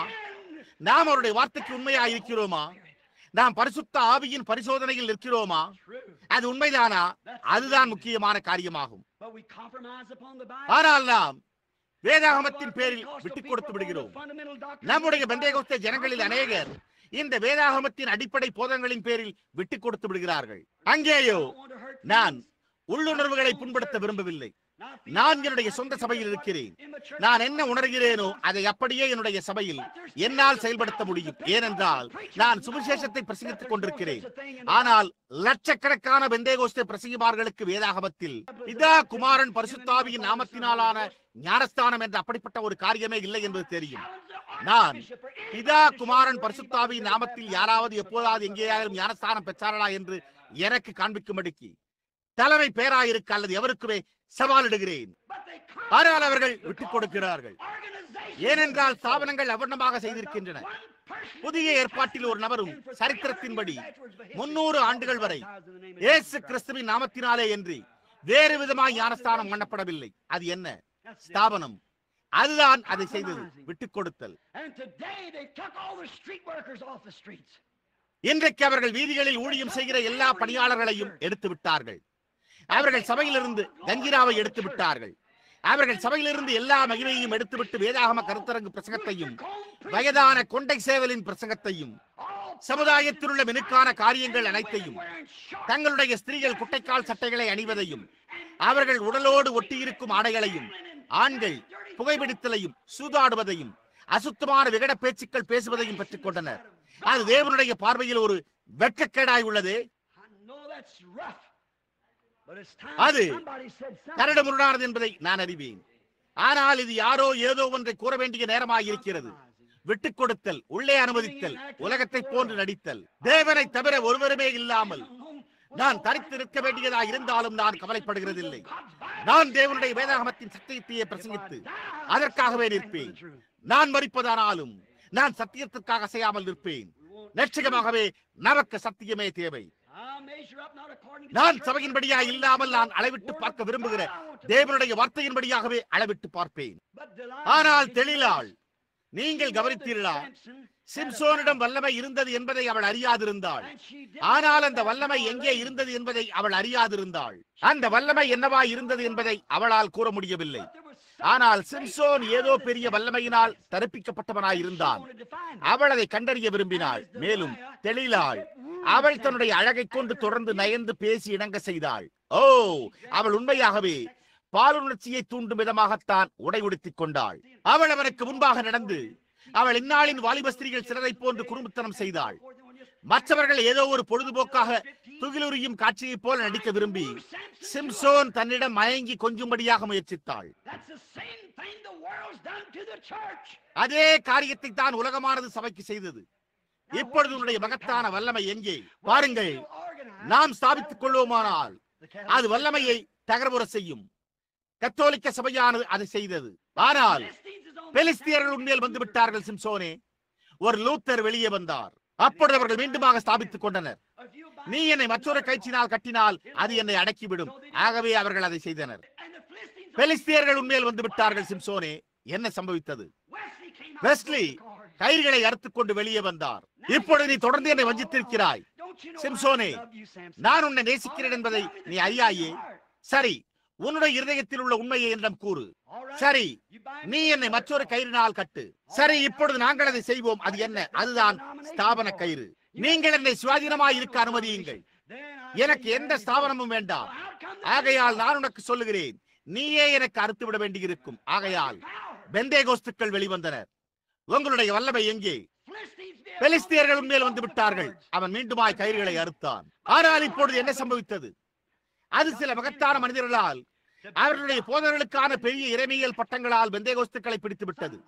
அவர்கள் மெத்தோடிஸ்ட் அல்லது பாப்டிஸ்ட் அல்லது அவர்களில் மற்றவர்கள் பெற்றிருக்கிறதை போலவே சரியாக மிகுதியான பள்ளிகளையும் சடங்குகளையும் பெற்றிருக்கின்றனர். ஒரு சபைக்கு சென்று ஒரு ஆமேனையும் நீங்கள் கேட்கவே முடியாது. வட துருவத்தில் உள்ள ஒரு கூட்டமான எஸ்கிமோக்களைப் போலவே அவ்வளவாய் குளிர்ந்து போய் உள்ளனர். குளிர்ந்த நிலை, கவலையற்ற நிலை. இப்பொழுது பெலிஸ்தியர்கள் உண்மையில் வந்து விட்டார்கள். சிம்சோனே, அமெரிக்காவே, பெலிஸ்தியர்கள் உண்மையில் வந்து விட்டார்கள். அந்த ஒருமைப்பாட்டின் ஆவி எங்கே? பெந்தேகோஸ்தேவின் ஒற்றுமை எங்கே? தேவனுடைய சபையார், ஒருங்கிணைக்கப்பட்ட தேவனுடைய சபை இது, அது மற்றது. இந்த ஒன்று அதனோடு என்றும், அதனோடு இந்த ஒன்று என்றும், ஒவ்வொன்றுமே ஒரு வித்தியாசமான கோட்பாடுகளோடு உள்ளது. நீங்கள் ஒரு எழுப்புதல் கூட்டத்தை நடத்த ஒரு பட்டணத்திற்குள் செல்ல முடியாத அளவிற்கு நாம் மிகவும் பிரிக்கப்பட்டிருக்கிறோம். ஒரு சபை அதற்கு நிதி உதவி அளித்தால் மற்றவர்கள் அதில் கலந்து கொள்ளவே மாட்டார்கள். அமெரிக்காவே, பொது உடைமை கொள்கையினர் உண்மையில் வந்து விட்டார்கள். நம்முடைய வல்லமை எங்கே? நம்முடைய மகிமை எங்கே? அது என்ன காரணம்? நாம் தேவனுடைய வல்லமைக்கு பதிலாக மனிதனுடைய ஞானத்தை பின்பற்றி சென்று விட்டோமே. ஏன்? அவர்கள் நம்முடைய பிரசங்கிமார்களையும் மற்ற காரியங்களையும் மிகவும் விரைப்பானவர்களையும் ஆசார நுணுக்கம் பார்க்கிறவர்களாகவும் பெற்றுள்ளனர். நாம் மிகவும் ஆசார விரைப்பு நடை வாய்ந்தவர்களாகவும் வணங்கா கடுத்துள்ளவர்களுமாய் இருக்கும் அளவிற்கு அவர்கள் நம்மை ஸ்தாபனமாக்கி விட்டனர். ஜனங்கள், நீங்கள் இனிமேல் ஒரு ஆரவாரத்தை எப்போதாவது சபையில் கேட்பீர்களோ, ஒருவருமே ஆடுவதை நீங்கள் கேட்பதே இல்லை. துக்கம் கொண்டாடுபவருடைய நீண்ட இருக்கை அடித்தளத்தில் போடப்பட்டிருக்கிறது. சபையில் இனிமேல் மகிமையே இல்லை. நாம் யாவரும் செய்கிறது என்னவென்றால், பின்னாக அமர்ந்து நம்மால் முடிந்த அளவு விரைப்புள்ளவர்களாகவே இருக்கிறோம். நாம் சுவாதீனம் உள்ளவர்களாக இல்லை. நாம் கட்டப்பட்டிருக்கிறோம். பிசாசு தன்னுடைய நவீன பிசாசுகளோடு ஜீவனுள்ள தேவனுடைய சபையை கட்டி போட்டிருக்கிறான். அது உண்மை. இனி சபையில் வல்லமையே இல்லை. இனி விடுதலையே இல்லை. ஜனங்களோ மிகவும் வித்தாச்சார முறையுடையவர்களாகவும் விரைத்து போனவர்களாகவும் உள்ளனர். ஏன்? தேவன் பெந்தேகோஸ்தே ஜனங்களின் மத்தியில் வந்து அவர் தேவன் என்று காண்பித்து அவருடைய உயிர்த்தெழுதலின் அவருடைய அடையாளங்களை நிரூபிக்கிற போதிலும் அது அவர்களை அசைப்பது கூட இல்லை. மகிமை ஏன்? அது ஒரு அவமானமாக இருக்கிறது. நான் தேசத்தினூடாக கடந்து செல்லும் போது தேவன் கிரியை செய்து அடையாளங்களை நிகழ்த்துகிற போது ஜனங்கள் அமர்ந்து, சரி, அது சரிதான் என்று நான் நினைக்கிறேன், ஓ, அது செய்யப்படக்கூடும் என்று நான் அறிவேன் என்கிறார்கள். அது அவர்களை அசைப்பது கூட இல்லையே. ஏன்? அவர்கள் தொழிலாளர்களினால் உலகத்தோடு கட்டப்பட்டிருக்கிறார்கள். அவர்கள் விலங்குகளால் பிணைக்கப்பட்டுள்ளனர். இப்பொழுது அவர்கள் இன்னும் அதிகமாக ஒன்று திரட்டப்பட்டு ஒரு நேச கூட்டமைப்பிற்குள்ளாக அவர்கள் கட்டப்பட்டுள்ளனர். பெலிஸ்தியர்கள் உண்மையில் வந்து விட்டார்கள். சிம்சோனே, அதை குறித்து நீ என்ன செய்ய போகிறாய்? ஓ, நாங்கள் பெரிய ஸ்தாபனங்களை உடையவர்களாக இருக்கிறோம். நிச்சயமாக நாங்கள் எப்போதும் இருந்ததை விட இப்போது அதிக அங்கத்தினர்களை உடையவர்களாக இருக்கிறோம். ஆனால் ஆவியானவர் எங்கே? பரிசுத்த ஆவியானவர் எங்கே? அதைத்தான் பிசாசு செய்திருக்கிறான். அது சபைக்குள்ளாகவே வசப்படுத்தப்படுகின்றது. அது சபையிடம், என்னிடம் வாருங்கள், நீங்கள் வெறுமனை செய்தால் நான் உங்களுக்கு ஒரு பெரிய மகத்தான கூடாரத்தை இங்கு கொடுப்பேன். நீங்கள் பெற்றுள்ள அந்த மதவெறி பிடித்த பிரசங்கியாரை நீங்கள் ஒழித்து தள்ளிவிட்டு புத்தி சாதுரியமாய் தெய்வீக துறையில் பட்டம் பெற்றிருக்கிற ஒரு மனிதனை பெற்றுக் கொள்வீர்களானால் நாம் ஒரு அருமையான பெரிய தரமான சபையை கட்டி நாம் மற்றவர்களை போன்றே இருக்கலாம் என்று நயந்து பேசி இணங்க வைத்துள்ளது. உங்களுக்கு அவமானம். இதை காட்டிலும் பீன்ஸ் கொட்டைக்கும் காப்பி கொட்டைக்கும் வித்தியாசம் தெரியாத ஒரு மனிதனாய் இருந்து, ஆனால் அதே சமயத்தில் ஒப்புரவாக்கப்படாமல் தேவனுடைய வல்லமையினாலும் பரிசுத்த ஆவியினாலும் நிரப்பப்பட்ட ஒரு மனிதனாகவே இருக்க விரும்புகிறேன். ஆனாலோ ஏதோ ஒரு ஏழ்மையான பரிசுத்தமான கூட்டத்தினூடாக காட்சிகளுக்கு அந்நிய பாஷையில் பேசவோ அல்லது கொஞ்சம் சத்தமிடவோ அல்லது ஏதோ ஒன்றை செய்தால் மற்றவர்கள் யாவரும் அறிவிலியை போன்று சுற்றி திரும்பி பார்க்கும் அளவிற்கு மிகுதியான விரைப்புத்தன்மையை அது அடைந்துள்ளது. அது என்ன பாருங்கள், ஏன் வியப்படைகிறோம்? எங்கேயோ உள்ளே ஒரு மதவெறியன் நுழைந்திருக்க வேண்டும். அது உண்மை என்று உங்களுக்கு தெரியுமே. ஏதோ ஒரு ஏழ்மையான பரிசுத்தவான் உள்ளே வந்து போதுமான சந்தோஷமடைந்து தன்னுடைய கரங்களை உயர்த்தி கர்த்தருக்கு ஸ்தோத்திரம் என்று சத்தமிடுகையில் சுவிசேஷ பிரசங்கத்திற்கு ஆவேன் என்று யாராவது ஒருவர் சத்தமிட மற்றவர்கள் யாவரும் திரும்பி அவன் என்ன கூறினான் என்று பார்ப்பார்கள். அதுதான் பெந்தேகோஸ்துக்கள். காரியம் என்ன? நீங்கள் மெத்தோடிஸ்டுகளை, பாப்டிஸ்டுகளை முன்மாதிரியாக கொண்டு செயல்படுகிறீர்கள். அவர்கள் கத்தோலிக்கர்களை முன்மாதிரியாக கொண்டு செயல்பட்டனர். கத்தோலிக்கர்கள் நரகத்தை முன்மாதிரியாக கொண்டு செயல்பட்டனர். மேலும் யாவும் ஒன்று சேர்ந்த யாவும் நரகத்தையே பின்பற்றுகின்றன. உண்மை தெளிலால் உங்களை பெரிய சபைகளுக்குள்ளாக அருமையான கல்வி பயின்ற ஊழியர்களாய் மேன்மையான வகுப்புடையவர்களாய் எண்ணிக்கொள்ளும்படி கவர்ச்சித்திருக்கிறாள். பாருங்கள், இங்குள்ள இன்னார் மற்றும் இன்னார் ஒரு கோடீஸ்வரன் என்று உங்களுக்கு தெரியும். நாம் அவரை நம்முடைய சபைக்கு வரவழைத்து விட்டால் நலமாயிருக்குமே. ஓஹோ, என்ன அவர் மறுபடியும் பிறக்கவில்லை என்றால் அப்பொழுது அவர் அங்கிருக்க தகுதியுடையவர் அல்ல. அவர் லட்சக்கணக்கான டாலர்களை பெற்றிருந்தாலும் நான் கவலைப்பட மாட்டேன். அவர் 40 காடிலா கார்களை சொந்தமாக கொண்டிருந்தாலும், அவர் எண்ணத்தை பெற்றிருந்தாலும், அவர் மறுபடியும் பிறக்க வேண்டியவராகவும் ஒரு புதிய பிறப்பிற்கு வர வேண்டியவராகவும் பரிசுத்த ஆவியினால் புத்துயிர் அளிக்கப்பட்டவராய் ஒரு புதிய பிறப்பிலிருந்து வந்து சிடுசிருக்கின்றவராய் என்னை மன்னிக்கவும் சத்தமிட்டு கூச்சலிடுகிறவராய் மற்றவர்கள் செய்கிறது போலவே தொடர்ந்து செய்து பின்னர் அவர் அதை பெற்றிருக்கிறார் என்பதை நிரூபிக்கும்படியான ஒரு ஜீவியம் ஜீவிப்பவராக இருக்க வேண்டும். ஆமேன். அதுதான் உங்களுக்கு தேவை. சிம்சோனே, பெலிஸ்தியர்கள் உண்மையில் வந்து விட்டார்கள். பொது உடைமை கொள்கையினர் உண்மையில் வந்து விட்டார்கள். உலகம் உண்மையில் வந்து விட்டது. பிசாசு உண்மையில் வந்து விட்டான். அவர்கள் திரும்பிச் சென்று இயேசுவானவர் வாக்குத்தத்தம் பண்ணின பிரகாரமாய் தேவ ஆவியானவர் அற்புதங்களை நிகழ்த்துகிறதையும் அவருடைய உயிர்த்தெழுதலின் காரியங்களை நடப்பிக்கிறதையும் அவர்கள் காண்கையில் அவர்களோ, உங்களுக்கு தெரியுமா, சகோதரன் பிரணாம் அதிகமாக மனோதத்துவத்தோடு தொடர்பு கொள்கிறார் என்று நான் நினைக்கிறேன். என்னுடைய போதகர் அதை பிசாசு என்று கூறினார் என்கிறார்கள். நீ தரித்திரன், மாய்மாலக்காரன், ஏமாற்றப்பட்ட நாத்திகன், எல்லாவற்றிலும் மெருகேற்றப்பட்டு ஆட்டுக்கம்பளி ஆடையில் இருக்கும் ஓனாய் நீ. இயேசு, நீங்கள் என்னை அறிந்திருந்தால் நீங்கள் என்னுடைய நாளையும் அறிந்திருப்பீர்கள் என்றார். ஆனால் நீங்களோ மற்ற உலகத்தாரை போன்று உங்களை செயல்பட தூண்டிவிட முயற்சிக்கும் ஒரு கூட்ட சவுல்களையே பெற்றுள்ளீர்கள். நமக்கோ வார்த்தையின் பேரில் விட்டுக் கொடுக்காமல், ஆனால் சத்தியத்தை பிரசங்கித்து பரிசுத்த ஆவியின் அபிஷேகத்தின் பேரில் இருக்கிற ஒரு கூட்ட தேவ மனிதர்களே தேவையாயிருக்கிறது. ஆனால் உலகம் என்ன செய்திருக்கிறது? அது உன்னுடைய எல்லா வல்லமையும் அழித்து போட்டது. நீ நசரேனாய் பெந்தேகோஸ்தேக்காரனாய் பிறந்தாய். ஆனால் உலகமானது நிச்சயமாகவே உன்னுடைய வல்லமையை மழித்து போட்டது. இப்பொழுதோ அது எஞ்சியுள்ள மற்றவரை போன்று அவ்வளவு விரைத்து போய் உள்ளது. நாம் என்ன செய்ய போகிறோம்? என்ன சம்பவிக்க போகிறது? இந்த பொருளின் முடிவை குறித்து நான் நினைக்க முடிந்த ஒரு மகிமையான காரியம் உண்டு. சிம்சோன் கட்டப்பட்டிருந்த போதோ நமக்கு ஒரு எழுப்பதிலே இருக்க முடியாது. நம்முடைய நம்பிக்கைக்குரிய சகோதரன் பில்லி கிரஹாம் நம்முடைய நாட்களில் எழுப்புதல் என்று கூறுவதை கவனியுங்கள். ஓரல் ராபர்ட்ஸ் நம்முடைய நாட்களில் எழுப்புதல் என்று கூக்குரலிடுவதை கவனியுங்கள். மற்ற யாவரும் நம்முடைய நாட்களில் எழுப்புதல் என்று கூறுவதை கவனியுங்கள். நாம் கட்டப்பட்டிருக்கிற போது நமக்கு ஒரு எழுப்புதல் எப்படி இருக்க முடியும்? நாம் பரிசுத்த ஆவியானவரை நம்முடைய ஸ்தாபனங்களினாலும் பாரம்பரியங்களினாலும் கட்டி இருக்கிறோம். நமக்கு ஒரு பரிசுத்த ஆவியின் எழுப்புதலே இருக்க முடியாது. ஆமேன். இது காலநிலையினால் உஷ்ணமாக சுடுகிறது என்பதை நான் அறிவேன். ஆனால் இது சத்தியமாயிருக்கிறது. நீங்கள் அந்த விதமாய் கட்டப்பட்டு விரைத்து போய் இருக்கும் போது எப்படி நமக்கு ஒரு பரிசுத்த ஆவியின் எழுப்புதல் இருக்க முடியும்? அவர்கள் தேவபக்தியின் வேஷத்தை உடையவர்களாய் இருப்பார்கள் என்று வேதம் கூறியுள்ளது. தேவபக்தியின் வேஷத்தை தரித்து அதன் பலனை மறுதளிக்கிறவர்களாயும் இருப்பார்கள். என்ன வல்லமை? ஸ்தாபனத்தின் வல்லமையா? உலகத்தின் வல்லமையா? சபையின் வல்லமையா? பரிசுத்த ஆவியின் வல்லமையே. அதுவே சபையில் மறைவான இடமாய் உள்ளது. சபையானது கல்வி பயின்ற பிரசங்கிமார்களையும் பெரிய கட்டிடங்களையும் அரியலங்கார தோற்றத்தையும் பண்டைய மாதிரியான பரிசுத்தாவிக்கு பதிலாக தெரிந்தெடுக்கும் போது அவர்கள் மறுபடியும் ஊழிய களத்தில் இருப்பதே மேலானதாகும். ஆமேன். உண்மை. ஜனங்கள் பரிசுத்த ஆவியை அணைய செய்து அதை கட்டி போட்டு அதை குறித்து பயந்திருக்கும் போது எப்படி உங்களுக்கு ஒரு பரிசுத்த ஆவியின் எடுப்பதில் இருக்க போகிறது? அங்கேதான் தொல்லை இருக்கிறது. பெலிஸ்தியர்கள் உண்மையில் வந்து விட்டார்கள். ஆனால் நமக்கு ஆசீர்வதிக்கப்பட்ட நம்பிக்கை ஒன்று உண்டு. சிம்சோன் சிறையில் இருந்த போது அவர்கள் அவனை பிடித்த போது அவர்கள் செய்த முதல் காரியம் என்ன? முதலாவதாக அவர்கள் அவனை கட்டி போட்டனர். அவர்கள் தேவனுடைய வல்லமையை எடுத்து போட்டு அவர்கள் அவனுடைய ரகசியத்தை கண்டுபிடித்தனர். அவர்கள் உங்களுடைய ரகசியத்தை கண்டுபிடித்தனர். உலகம் உங்களுடைய ரகசியத்தை கண்டுபிடித்து விட்டது. இப்பொழுது சிறிகளாகி நீங்கள் யாவரும் உங்களுடைய தலைமுடியை வெட்டிக் கொள்ளுகிறீர்கள். அது உலகத்தைப் போலவே நடந்து கொள்கிறதா இருக்கிறது. புருஷர்களே, நீங்கள் யாவரும் உலகத்தைப் போலவே நடந்து கொள்கிறீர்கள். சரி, கேலி பேச்சுகளை, கீர்த்தனமான கேலி பேச்சுகளை பேசுகிறீர்கள். வெளியே சென்று சில சிகரெட்டுகளை புகைக்கிறீர்கள். அண்டை வீட்டாருடைய மனைவிகளோடு வெளியில் அலைந்து திரிகிறீர்கள். அதை போன்று எல்லாவற்றையும் செய்து உங்களுடைய பணியை காத்துக்கொள்ள கொஞ்சம் மதுவை தோழமை விருப்பத்திற்காக அருந்துகிறீர்கள். இவ்விதமான ஒரு செயலுக்கு விட்டுக் கொடுப்பதை காட்டிலும் மாப்பண்ட தொழில்களை புசித்து குழாய் தண்ணீரை குடித்துவிட்டு வெறுந்தரையில் படுத்து கிடந்து தேவனுக்கு முன்பாக சுத்தமாகவும் உத்தமமாகவும் தரித்திருக்கவே விரும்புவேன். அதுவே சரியானது. உண்மை. தேவனிடத்தில் உண்மையாக தரித்திருங்கள். சிம்சோனே, பெலிஸ்தர்கள் உண்மையில் வந்து விட்டார்கள். பிரணாம் கூடாரமே, உலக பிரகாரமான கோட்பாடு உங்கள் மத்தியில் ஊர்ந்து வந்து கொண்டிருக்கிறது. அதை குறித்து என்ன? நீங்கள் உங்களுடைய ரகசியத்தை வெளிப்படுத்தி விட்டீர்களா?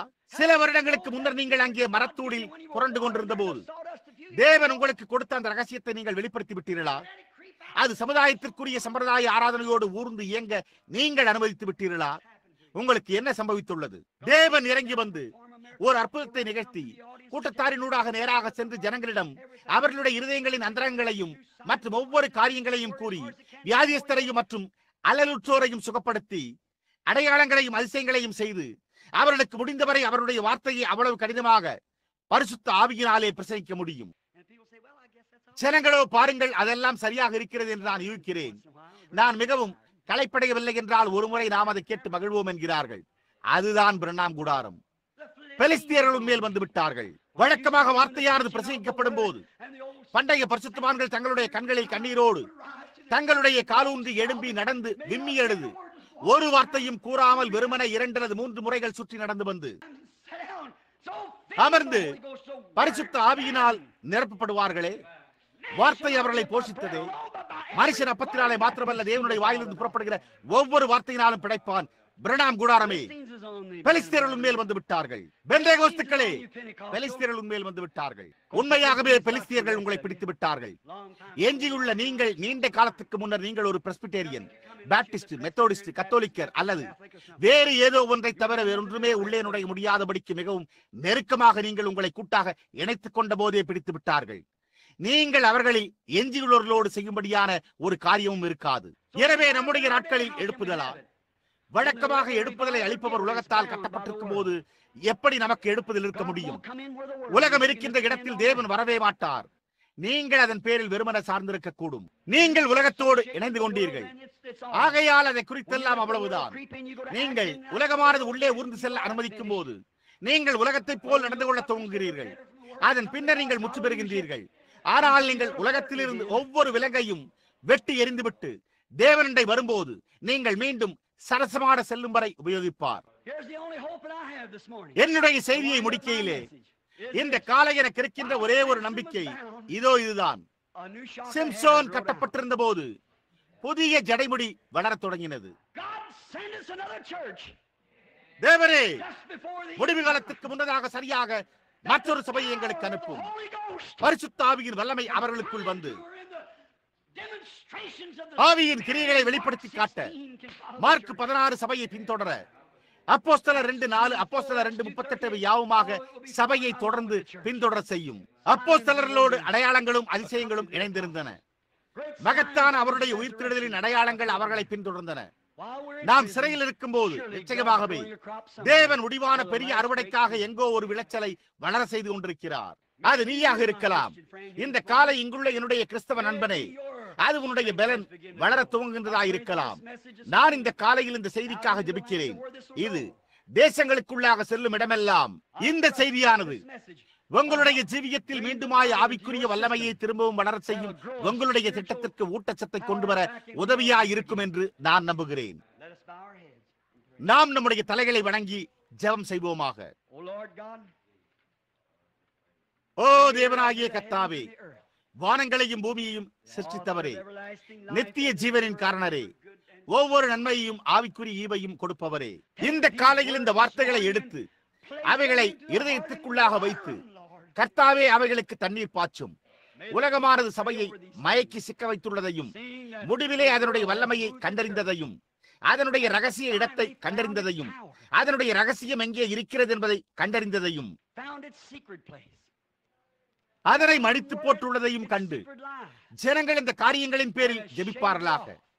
ஒரு காலத்தில் ஜெயத்தை உடையவர்களாய் இருந்தவர்கள் வீட்டிலேயே தரித்திருந்து புதன் இரவு ஒரு தொலைக்காட்சி நிகழ்ச்சியை கவனிக்கும்படியாக ஒரு காலத்தில் ஜெயமாய் ஆரவாரமிட்ட ஜனங்களிடமிருந்து அது எடுக்கப்பட்டு அவர்களிடமிருந்து மடித்து போடப்பட்டுள்ளது. அவர்களுடைய இருதயங்களில் இருந்து சந்தோஷம் எடுக்கப்பட்டு அவர்கள் தேவனுக்காக கொண்டிருக்கிற அன்பை காட்டிலும் உலகத்திற்கான அன்பே அதிகமாக கொடுக்கப்பட்டுள்ளது.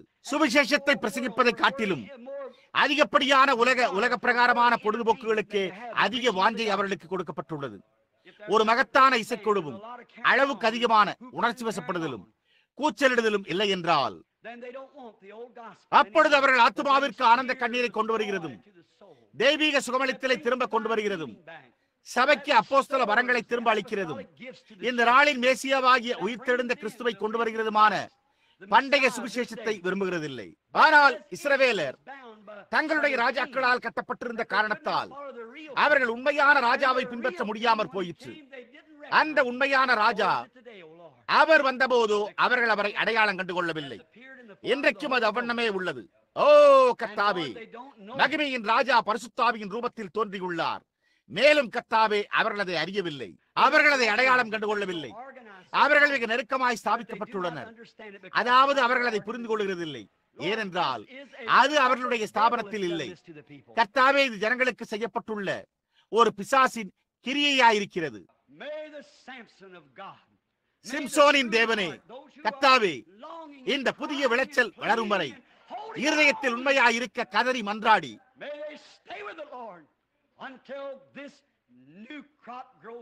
பற்றிக் கொண்டிருக்க விருப்பம் கொண்டிருக்கிறவர்கள் சியோனில் மீண்டுமாய் சந்தோஷம் உண்டாகும் வரை அதை அடையாளம் கண்டுகொள்ளக்கூடிய புரிந்து கொள்ளக்கூடிய ஒரு கூட்டம் வந்து மேசியாவையும் உலகத்திலிருந்து மறைக்கப்பட்டிருக்கிற வல்லமையையும் காணுமட்டாய் அவர்கள் அதனோடு தரித்திருப்பார்களாக. இப்பொழுதோ அவர்கள் அதை புரிந்து கொள்ள மாட்டார்கள். கர்த்தாவே, அவர்கள் அதை காணும்படி அருளும். ஏனெனில் நாங்கள் இதை இயேசுவின் நாமத்தில் கேட்கிறோம். ஆமேன். Just now, oh Lord, send the power just now and baptize everyone. They were in the upper chamber. They were all with one accord when the Holy Ghost descended. That was promised by our Lord. Oh Lord, send your power just now. Oh Lord, send your power just now. Oh Lord, send the power just now and baptize everyone. How I love him. நான் அவரை எவ்வளவாய் நேசிக்கிறேன்.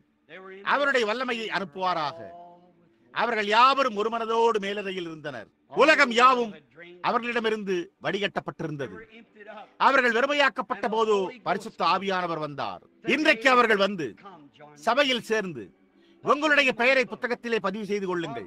இல்லை என்றால் தலைவணங்கி நான் கிறிஸ்துவை தேவனுடைய குமாரன் என்று அறிக்கையிடுகிறேன் என்று கூறி எழுந்திருங்கள் என்கிறார்கள். பிசாசு அதே காரியத்தை செய்கிறான். நிச்சயமாகவே யூதாஸ் ஞானஸ்தானம் பெற்ற போது பிசாசும் ஞானஸ்தானம் பெற்றான். யூதாஸ் வெளியே சென்று சுவிசேஷத்தை பிரசங்கித்த போது பிசாசும் வெளியே சென்று சுவிசேஷத்தை பிரசங்கித்தான். ஆனால் பிசாசு பரிசுத்த ஆவியை பெற்றுக் கொள்ளவில்லை. அதுதான் அது. அங்கேதான் அந்த மறைவான வல்லமை இருக்கிறது. அது ஒரு சந்தேகத்தின் நிழலுக்கு அப்பால் உறுதியாய் அறிந்து கொள்ளும் அந்த உயிர்த்தெழுதலாய் இருக்கிறது. ஆமேன். அவர் இங்கிருக்கிறார்.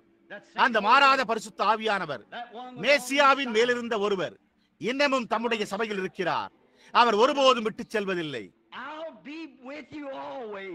உலகத்தின் முடிவு பரியந்தம் சகல நாட்களிலும் நான் உங்களுக்குள்ளும் உங்களோடும் கூட இருப்பேன். நான் அங்கிருப்பேன். நான் செய்கிற கிரியைகளை நீங்களும் கூட செய்வீர்கள். நான் என் பிதாவினிடத்திற்கு போகிறபடியினால் இதை பார்க்கிலும் அதிகமாய் செய்வீர்கள். ஆனால் உலகமோ அவைகள் கடந்து போன நாட்களாய் இருக்கின்றது என்று அதை விட்டுக் கொடுக்க உடன்படுகிறது. பிசாசு வெறுமன் அதைத்தான் உங்களுக்கு செய்ய விரும்புகிறான். அவர்கள் உங்களை ஏமாற்றி மனதை மயக்க விரும்புகிறார்கள். தேவனோ நீங்கள் ஞானஸ்தானம் பெற விரும்புகிறார். தேவன் உங்களிடம் விரும்புவது நீங்களோ, ஓ, நீங்கள் அங்கு தொடர்ந்து நடைபெறுகின்ற எல்லாவற்றையும் நான் விசுவாசிக்கிறதில்லை என்கிறீர்கள். தொடர்ந்து போய் ஜீவியுங்கள். தொடர்ந்து போய் உங்களுடைய பாவத்தில் ஜீவியுங்கள். உங்களுடைய பாவத்தில் ஜீவியுங்கள். ஆனால் நீங்கள் அழுகும் வரை, நீங்கள் உங்களுடைய சொந்த கருத்துக்களுக்கு அழுகும் வரை, நீங்கள் உங்களுடைய சொந்த நவநாகரிகத்திற்கு அழுகும் வரை மீண்டுமாய் புத்துயிரூட்டப்படவோ மறுபடியும் பிறக்கவோ முடியாது. ஆனால் அந்த புதிய ஜீவனானது கீழே சென்ற ஒன்றிலிருந்து முற்றிலுமாய் வித்தியாசமானதாயிருக்கும். ஒரு தானிய விதையானது மஞ்சள் நிறமாய் கீழே சென்று அது பச்சை நிறமாய் மேலே வருகிறது. அது கடினமாய் கீழே சென்று உள்ளே புதைக்கப்பட்டு வளையத்தக்கதாய் காற்றினால் அசைந்தாடுகிறதாயும் மேலே வருகிறது. ஓ மகிமை, அல்லேலூயா. காற்று வீச துவங்கும் போது தானியமானது தானாய் அசையவும் முன்னும் பின்னுமாய் சாகிறதே என்று வேறொன்றையும் செய்ய முடிகிறதில்லை. ஆனால் அந்த சிறிய கதிரானது வளைந்து கலிகூர்ந்து அதன் பின்னர் செழித்தோங்கி தன்னை பலப்படுத்திக் கொள்கிறது. தானியமானது மரித்து அழுகும் வரை அது ஒருபோதும் ஒரு கதிராகவே முடியாது. மரிப்பது மட்டுமல்ல, ஆனால் அழுக வேண்டும். அது ஒருபோதும் திரும்பி வராமல் அதிலிருந்து ஜீவனே வெளிவருகிறது. சற்று நேரத்துக்கு முன்பு நான் கூறியது போல ஒரு பிறப்பானது ஒரு பயங்கரமான காரியமாகவும் அருவருப்பான அழுக்காயும் மாசுற்றதாயும் அருவருப்பான அழுக்கின் அழுக்காகவும் இருக்கிறது. ஆனால் அங்குதான் ஜீவன் இருக்கிறது. நீங்கள் உங்களை குப்பை என்று எண்ணிக்கொள்ளும் போது, உங்களுடைய மெத்தோடிஸ்ட், பாப்டிஸ்ட் மற்றும் பெந்தேகோஸ்தே கோட்பாடுகளை குப்பை என்று எண்ணிக்கொள்ளும் போதே பீடத்தண்டையில் மறிக்கின்றீர்கள். அதன் பிறகே புதிய ஜீவன் உள்ளே வருகிறது. அதற்கு மேல் பரிசுத்த ஆவியானவர் உங்களை ஆயத்தப்படுத்துகிறார். நீங்கள் தேவனை காண்கிறீர்கள். நாம் என்றோ ஒரு மகிமையின் நாளில் அவரை காண்போம். என்றோ ஒரு நாள் அழிவின் எல்லைக்கப்பால் சென்றடையும் போது நாம் அவரை காண்போம். நீங்கள் அதை விசுவாசிக்கின்றீர்களா? என்றோ ஒரு நாள் அழிவின் எல்லைக்கப்பால் சென்றடையும் போது அங்கு எனக்காக ஒரு மகிழ்வான மறுதினம் காத்திருக்கும். நான் கடந்த இரவு இங்கு மூலையில் நின்று கொண்டு நான் கண்ட எளிமையான ரபிலாசரை குறித்து நினைத்தேன். அவர் வழக்கமாக இங்கு இருக்கும்போது தன்னுடைய பழைய கைத்தடியை நீட்டி என்னை அவருடைய கழுத்தோடு இழுத்து அவருடைய கைத்தடியினால் என்னுடைய கழுத்தை சுற்றி எங்கே பிரசங்க பீடத்துக்கு வந்து அங்கே எனக்காக ஒன்று காத்திருக்கிறது என்ற அந்த பாடலை பாடுவார். ஏதோ ஒன்று சம்பவித்ததே, அது உலகத்தை அப்புறப்படுத்தியது. நான் காரியங்களை வித்தியாசமாக காண துவங்குகிறேன். நான் இந்த அமெரிக்க ஜனங்கள் தொடர்ச்சியாக வருடா வருடம் செய்து கொண்டிருக்கிற நடைமுறை பாங்கை குறித்தும் புருஷர்களும் ஸ்திரீகளும் எப்படியாய் அவர்கள் தங்களையே இழிவுபடுத்திக் கொள்கிறார்கள் என்பதையும் மற்றும் பாவத்திற்குள்ளாக பிரவேசிக்கிறார்கள் என்பதையும் கண்டு நான் சற்றேறக்குறைய நிலைகுலைந்து போகும் வரை 2 அல்லது 3 முறைகள் அதன் மேல் கவலையாயிருந்து மிகவும் வியாகுலம் அடைந்திருந்தேன். நேற்றைய தினம் நான் தேவனிடம், நான் இனிமேல் கவலைப்பட மாட்டேன், அது அவண்டமாகவே இருக்கும் என்று உடைய வார்த்தை கூறியுள்ளது. ஆனால் நானோ பிளவில் நின்று அதற்கு எதிராக எனக்குள்ளாக இருக்கிற யாவற்றோடும் கூக்குரலிடுவேன் என்றேன். அன்றொரு நாள் வனாந்திரத்துக்கு பின்னால் கிரீன்ஸ்மில்லில் உள்ள என்னுடைய குகையில் நின்று கொண்டு நாள் முழுவதும் ஜெபித்துக் கொண்டிருந்தேன். சுமார் 3 மணி அளவில் சூரியன் அஸ்தமித்துக் கொண்டிருந்தது. நான் குகையிலிருந்து வெளியே வந்து அங்கு ஒரு பெரிய கற்பாறையின் மேல் நின்று கொண்டு பார்த்துக் கொண்டிருந்தேன். நான் அங்கு நின்று கொண்டு கிழக்கு பக்கமாக நோக்கி பார்த்துக் கொண்டு கர்த்தரை துதித்துக் கொண்டிருந்தேன். நான் மலையுச்சியின் மேலுள்ள மரங்களுக்கு பின்னால் சூரியன் மறைந்து கொண்டிருந்ததை காண முடிந்தது. நான் பள்ளத்தாக்கினூடாக உள்ள மற்றவைகளை நோக்கி பார்க்கையில் ஏராளமான இலைத்தழைகள் அப்படியே அவை அசைவற்றிருந்தன. நான், கர்த்தாவே, ஒரு நாள் நீர் கண்வலையின் வெடிப்பிலே மோசேயை மறைத்து நீர் அவனண்டை கடந்து சென்றீர், ஏனென்றால் அவன் களைப்புற்றிருந்தான். ஆனால் நீர் கடந்து செல்லும் போது அவன், அது ஒரு மனிதனின் பின்பக்கம் போன்று காணப்பட்டது என்று கூறினான். நான், கர்த்தாவே, அந்த பிளவில் என்னை மறையும் என்றேன். ஏறக்குறைய அந்த நேரத்திலேயே என்னுடைய ஒரு பக்கத்திற்கு மேலிருந்து ஒரு சிறு காற்று புதர்களினூடாக அசைந்து கொண்டே கீழே அங்கு வந்தது. அது தொடர்ந்து அசைந்து நேராக என் பக்கமாக வந்தது. அந்த சிறு காற்று கீழாக அசைந்து கொண்டே காடுகளினூடாக சென்றது. நான் அங்கேயே நின்றேன்.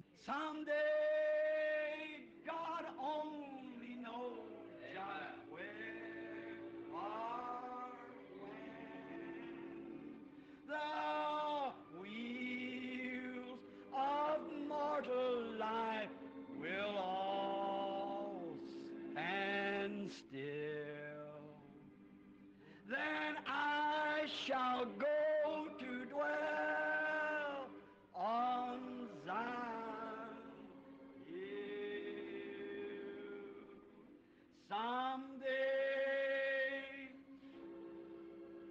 beyond the reach of mortal kin, God only knows just where or when. என்ன சம்பவிக்க போகிறது? அவள் மறைந்துவிட போகிறாள். இந்த அற்பமான வாழ்க்கை சூழல்கள் யாவும் மாறிப்போகும்.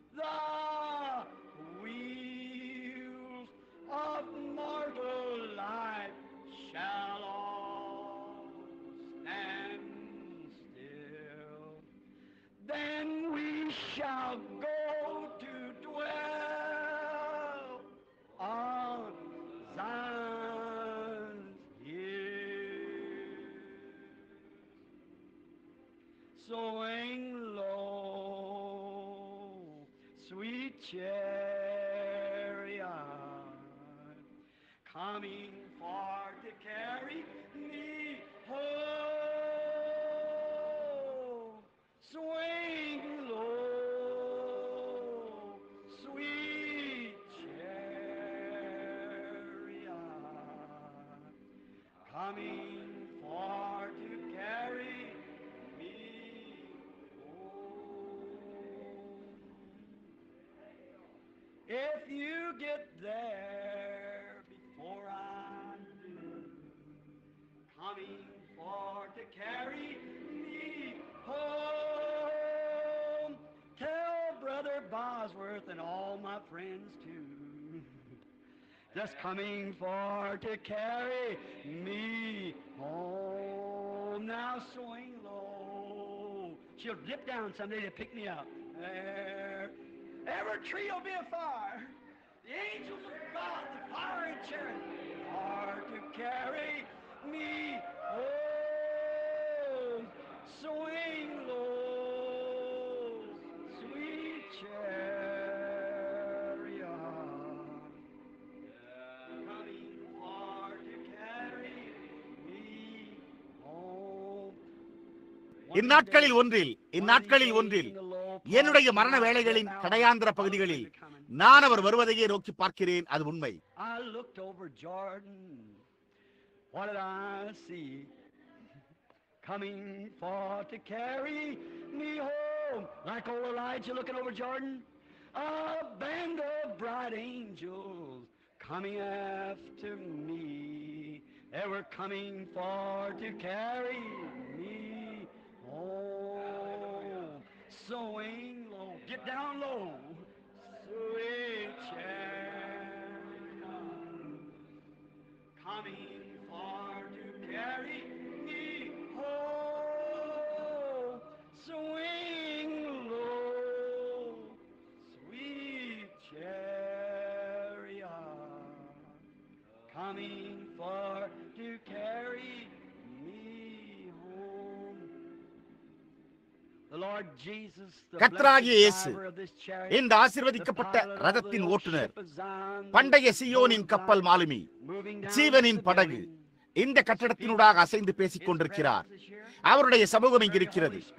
கல்லறையில் இருந்து அவரை எழுப்பின அதே பரிசுத்த ஆவியானவர் இங்கிருக்கிறார். அவர்கள் ஜெப அட்டைகளை கொடுக்காதிருக்கின்றபடியால் பட்டணத்திற்கு வெளியிலிருந்து ஜெபித்துக் கொள்ளப்படுவதற்காக நான் அறியாதவர்கள் யாரேனும் இங்கு வந்துள்ளீர்களா?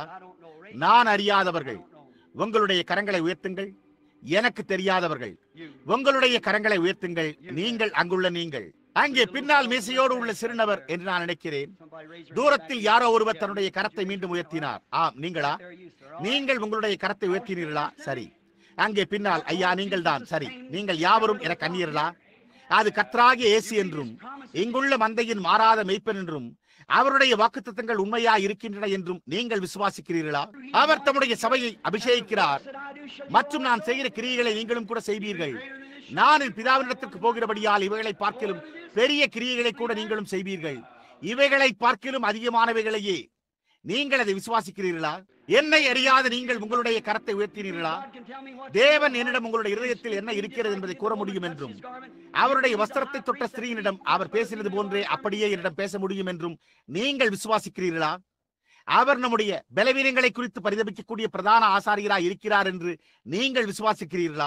தேவன் உங்களுடைய நிலைமைகளை வெளிப்படுத்துவாரானால் நீங்கள் என்னை அவருடைய தீர்க்கதரிசி என்றும் அவருடைய பிரசன்னம் இங்கு இருக்கிறது என்றும் அதன் காரணமாகவே அவர் இதை அனுமதிக்கிறார் என்றும் நீங்கள் விசுவாசிப்பீர்களா? நீ உன்னுடைய மனைவிக்காக ஜெபித்துக் கொண்டிருக்கிறாய். அவளுக்கு இடுப்பு முறிவுற்று இடுப்பு நகர்ந்துள்ளது. அது உண்மை. அது உண்மையானால் எழுந்திருக்கவும். சரி, போய் அவளை சுகதேகியாய்க்கான். ஆமேன். அங்கே பின்னாக கரமுயர்த்தின வீசி வைத்திருக்கும் சிறுநபரே, உம்மை குறித்து என்ன? நீர் உம்முடைய முழு இருதயத்தோடு விசுவாசிக்கிறீரா? தேவன் உங்களுடைய தொல்லைகளை என்னிடம் கூற முடியும் என்று நீர் விசுவாசிக்கிறீரா? நீர் உம்முடைய மகன் சுகமாகி விடுவான் என்று விசுவாசிக்கிறீரா? நீர் விசுவாசிக்கிறீரா? ஒரு பையன் இருக்கிறான், அவனுக்கு மூளை செயலற்று போய்விட்டது. அது உண்மை. நீர் இல்லை, கெண்டக்கியில் இருந்து வந்திருக்கிறாய். அது உண்மையானால் உன்னுடைய கரத்தை உயர்த்து. நான் உன்னை அறியேன். நான் அறிவேனா? நான் செய்வேனானால் இந்த வண்ணமாக உம்முடைய கரங்களை உயர்த்து. நாம் ஒருவரை ஒருவர் அறியோம். அது உண்மை. தேவனிடத்தில் நம்பிக்கையாயிரு. நீ விசுவாசிக்கிறாயா? நீ விசுவாசிக்கின்ற காரணத்தினால் நீ விசுவாசிக்கிற விதமாகவே உன்னுடைய மகனை காண்பாய். நீயே உன்னுடைய இருதயத்தில் வைத்துக்கொள். எங்கே தங்களுடைய கரங்களை உயர்த்தினது யார்? நான் அதை அறியவில்லை. அது நீங்களா? சரி, திருவாளரே, நீர் என்னை தேவனுடைய தீர்க்கதரிசி என்று விசுவாசிக்கிறீரா? நீங்கள் உங்களுடைய முழு இருதயத்தோடு விசுவாசிக்கின்றீர்களா? நீர் மேலேறி வர வேண்டாம், வெறுமன அங்கே நில்லுங்கள். சரி ஐயா, உங்களுடைய தொல்லை என்னவென்றால் உங்களுக்கு சர்க்கரை நீரிழிவு நோய் உள்ளது. அது உங்களுடைய பாதத்தை தொல்லைப்படுத்திக் கொண்டிருக்கிறது. நீர் ஓயாவிலிருந்து வருகிறீர். உம்முடைய பெயர் திரு மில்லர். வீட்டுக்கு திரும்பிச் சென்று சுகத்தை பெற்றுக் கொள்ளுங்கள். சரி, உங்களுடைய முழு இருதயத்தோடு விசுவாசியுங்கள். சரி, நீர் விசுவாசிப்பதோடு இதை விசுவாசியுங்கள். நீர் விசுவாசிக்க கூடுமானால் எங்கு அமர்ந்துள்ள சீமாட்டியே, நீங்கள் உங்களுடைய கரத்தை உயர்த்தினீர்களா? மூக்கு கண்ணாடி அணிந்துள்ள பெரிய உருவம் கொண்ட பெண்மணியே, நீங்கள் உங்களுடைய முழு இருதயத்தோடு விசுவாசிக்கிறீர்களா? நீங்கள் விசுவாசிப்பதனால் நீங்கள் என்னை தேவனுடைய தீர்க்கதரிசி என்று விசுவாசிக்கிறீர்களா? நீங்கள் விசுவாசிக்கிறீர்களா? சரி, தேவன் என்னிடம் உங்களுடைய தொல்லை என்னவென்பதை கூறினால் நீங்கள் விசுவாசிப்பீர்களா? இருதய கோளாறு. சரி, அது உண்மையானால் உங்களுடைய கரத்தை உயர்த்துங்கள். சரி, உங்களுக்கு அடுத்துள்ள பெண்மணி எழுப்பினாள் இருதயம், ஆனால் அது உண்மையாகவே உங்களுடைய கண்களாய் இருக்கின்றன. நான் அவளை அறிவேன். சரி, நீ விசுவாசிக்க கூடுமானால் அங்கே பின்னால் இருக்கின்ற அடுத்த மனிதனுக்கும் இருதய கோளாறும் கூட இருக்கிறது. மற்றும் ஒரு சரும வியாதியும் இருக்கிறது. தேவன் உங்களை சுகமாக்குவார் என்று நீங்கள் விசுவாசிக்கிறீர்களா? ஐயா, நீங்கள் விசுவாசிக்கிறீர்களா? அங்கெங்கோ பின்னால் ஒரு மனிதன் தன்னுடைய கரங்களை உயர்த்தினார். திரு ஷூபர்ட். சரி ஐயா, சரி, நீங்கள் விசுவாசிக்கிறீர்களா? அது உங்களுடைய கண்களுக்காகவும் கூட இல்லையா? அங்கே உட்கார்ந்து கொண்டிருக்கிற தாயாருக்காகவும் கூட நீங்கள் ஜெபித்துக் கொண்டிருக்கிறீர்கள். அது உண்மை என்றால் உங்களுடைய கரத்தை உயர்த்துங்கள். நாம் அந்நியர்கள். அது சரியா? உங்களுடைய கரத்தை குலுக்குங்கள். உங்களுடைய கரத்தை ஒருவருக்கு ஒருவர் குலுக்குங்கள். சரி, அது உண்மை. நீ விசுவாசிக்க கூடுமானால் நீ பெற்றுக்கொள்ளக்கூடும். உயிர்த்தெழுந்த இயேசு இந்த கட்டிடத்தில் இருக்கிறார். அவர் மாறாத ஒருவராய் இருக்கிறார். அது உங்களுக்கு என்ன செய்கிறது? உங்களிடத்தில் இருக்கிற எல்லா பலத்தையும் உலகமானது பறிக்க அனுமதித்து விட்டீர்களா? மகிமை, எனக்கு புதிய பிறப்பு தேவையாயிருக்கிறதே, எனக்கு புதிய ஜீவன் தேவையாயிருக்கிறதே. அது எந்த விமானத்தில் வருகிறதானாலும் நான் ஒரு பரிசுத்த உருளையாய் வேறெந்த காரியமாய் இருக்க வேண்டி இருந்தாலும் எனக்கு கவலை இல்லை.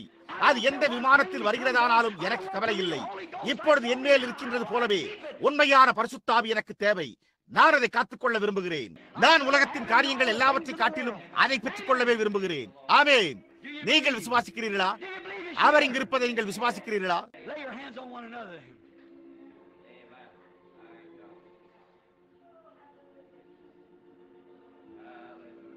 அப்படியானால் ஒருவர் மீது ஒருவர் உங்களுடைய கரங்களை வையுங்கள். அவர் செய்யக்கூடிய இன்னும் ஒரு காரியத்தை எனக்கு கூறுங்கள். ஒன்றுமே இல்லை. எப்பொழுது விசுவாசமாயிருங்கள், அது முடிந்து விட்டது என்றே விசுவாசியுங்கள். தேவனாகிய கர்த்தாவே, வானங்களையும் பூமியையும் சிருஷ்டித்தவரே, நித்திய ஜீவனின் காரணரே, சகல நன்மையான ஈவுகளையும் தருபவரே, கர்த்தாவே, உம்முடைய ஆவியானது மிகுந்த அபிஷேகத்தோடு இங்கு இருக்கிறது. இந்த கட்டடமே சுவாசித்துக் கொண்டு முன்னும் பின்னுமாய் அசைந்து கொண்டிருப்பது போன்று காணப்படுகின்றது. கர்த்தாவே, ஜனங்களால் ஏன் அதை புரிந்து கொள்ள முடியவில்லை? அவர்கள் இனி கொஞ்சமாயினும் உண்மை குறித்து அறிந்து கொள்ள முடியாதபடிக்கு அவர்கள் அவ்வளவாய் உலகத்தோடு இணைந்து கொண்டு மிகவும் குடிந்து போய் சம்பிரதாயமாகவும் விரைப்புமாகிவிட்டனரா? தேவனாகிய கர்த்தாவே, இந்த வல்லமையானது ஒவ்வொருவர் மேலும் விழுந்து சுகவீனமாயுள்ள ஒவ்வொரு நபரையும் சுகப்படுத்தி ஒவ்வொரு பாவியையும் ரட்சித்து தேவனுக்கே மகிமையை சென்றடைய செய்வதாக. தேவனுடைய குமாரனாகிய இயேசு கிறிஸ்து மூலமாய் நான் இதை கேட்கிறேன். ஆமென். நீங்கள் அதை விசுவாசிக்கிறீர்களா? உங்களுடைய கரங்களை உயர்த்துங்கள். நீங்கள் உங்களுடைய சுகத்தை பெற்றுக் கொள்கிறீர்களா? தேவன் உங்களை ஆசீர்வதிப்பாராக. இப்பொழுதே சென்று அப்படியே நீங்கள் விசுவாசிக்கிற விதமாகவே அதை கண்டடையுங்கள். அது அந்த விதமாகவே இருக்கும். நான் மற்றவர்களை குறித்து தரிசனங்கள் வருவதை காண்கிறேன். அது உண்மை. இன்றிரவு நான் திரும்பி வர வேண்டும். இப்பொழுது நீங்கள் விசுவாசிக்கவில்லை என்றால் நீங்கள் ஒருபோதும் விசுவாசிக்க போகிறதே இல்லை. அது உண்மை. இயேசு இதை ஒருமுறை செய்தார். அவர்கள், நீர் மேசியா வரும்போது அவர் இதை எங்களுக்கு சொல்லுவார் என்றனர். அவள், மேசியாதை செய்வார் என்று நான் அறிவேன், ஆனால் நீர் யார் என்றாள். அவர், நானே அவர் என்றார். அப்பொழுது அவள் ஊருக்குள்ளே ஓடி, நான் என்னவா இருந்தேன் என்றும் நான் என்ன செய்திருக்கிறேன் என்பதையும் அறிந்துள்ள ஒரு மனுஷனை வந்து பாருங்கள், அவர் மேசியாதானோ என்றாள். அவர், கடைசி நாட்களில் இந்த காரியங்கள் மீண்டுமாய் உருவெடுக்கும். சபையானது சத்தியத்தை பிரசங்கித்துக் கொண்டிருக்கும். அது வார்த்தையின் மேல் நின்று கொண்டிருக்கும். அது எல்லா தேவனுடைய கற்பனைகளின்படியேயும் செயல்பட்டுக் கொண்டிருக்கும். அது உலகத்தோடு இணைந்து கொள்ளாது. அதனூடாக நான் அசைந்து அதே காரியங்களை செய்வேன் என்றார். ஆனால் அவர்கள் துணிகரம் உள்ளவர்களாயும் இருமாப்புள்ளவர்களாயும் தேவ பிரியராயிராமல் சுகமோக பிரியராயும் இணங்காதவர்களாயும் அவதூறு செய்தவர்களாயும் தேவ பக்தியின் வேஷத்தை தரித்தவர்களாயும் மிகவும் பக்தி உள்ளவர்களாயும் சபைகளுக்கு செல்பவர்களாகவும் இருப்பார்கள். தேவ பக்தியின் வேஷத்தை தரித்ததன் பலனை மறுதளிக்கிறவர்களாயும் இருப்பார்கள். இப்படிப்பட்டவர்களை நீ விட்டு விலகு என்றார். சிறங்களே, நீங்கள் சபையில் நீங்கள் எங்கே இருந்தாலும், அவர் சற்று முன்புதான் வெளியே அழைத்தார். தரிசனம் என்னிடத்திலிருந்து போய்விட்டது. என்னையே அறியாமல் உங்களிடம் நான் என்ன கூறினேனோ அது உண்மையா இருந்ததானால், அது யாராய் இருந்திருந்தாலும் உங்களுடைய கரங்களை உயர்த்துங்கள். சபை முழுவதுமே ஒவ்வொரு நபரும், சரி புரிகின்றதா, அவர்களை அறியேன், அவர்களை ஒருபோதும் கண்டதே இல்லை, ஆனால் பரிசுத்த ஆவியானவர் இங்கிருக்கிறார், அவர் அவர்களை அறிவார். அது நானல்ல என்பதை உங்களால் புரிந்து கொள்ள முடியவில்லையா? கவனியுங்கள், அவர் அதனை கொண்டு என்னிடத்தில் நம்பிக்கை வைப்பாரானால் அவர் சத்திய வார்த்தையினால் என்னை நம்புவார். ஏனென்றால் வார்த்தையினால் மட்டுமே சத்தியம் வெளிப்பட முடியும். நீங்கள் மனம் திரும்பி ஒவ்வொருவரும் பாவ மன்னிப்புக்கென்று இயேசு கிறிஸ்துவின் நாமத்தினாலே ஞானஸ்நானம் பெற்றுக் கொள்ளுங்கள். அப்பொழுது பரிசுத்த ஆவியின் வரத்தை பெறுவீர்கள். வாக்குத்தத்தமானது உங்களுக்கும் உங்கள் பிள்ளைகளுக்கும் நம்முடைய தேவனாகிய கர்த்தர் வரவழைக்கும் தூரத்தில் உள்ள யாவருக்கும் உண்டாயிருக்கிறது. நீங்கள் அதை விசுவாசிக்கிறீர்களா? இன்னும் சிறிது நேரத்தில் ஒரு ஞானஸ்தான ஆராதனை இருக்க போகிறது. நாம் நம்முடைய தலைகளை தாழ்த்துவோமாக. அவர்கள் ஞானஸ்தானத்திற்காக ஆயத்தம் செய்கையில் நான் மேய்ப்பரை ஜெபிக்கும்படியாக கேட்டுக்கொள்வேன். ஒரு ஞானஸ்தான ஆராதனை தொடங்கவிருக்கிறது என்று நான் நினைக்கிறேன். சரி. Love of God, love of God, greater far, is greater far, than tongue or pen, than tongue or pen, can never tell, can never tell. It goes beyond, it goes beyond the highest star, and reaches to,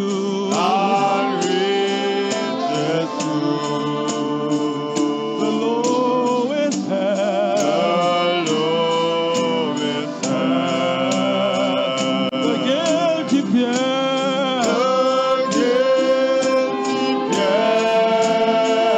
bow down with care, God gave His Son,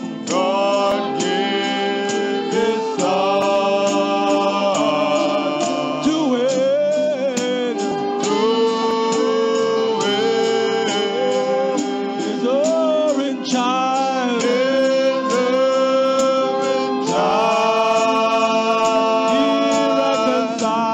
He reconciled,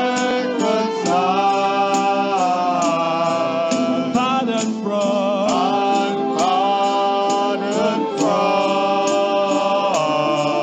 his sin. Could we with ink,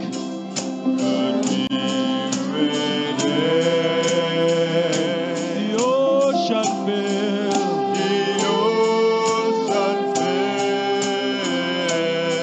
and were the skies a parchment made,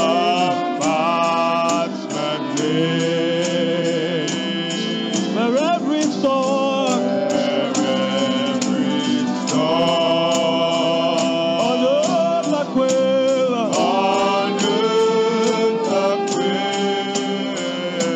and every man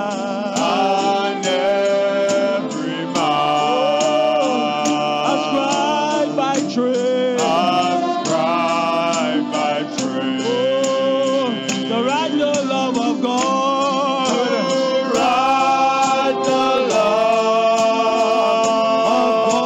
of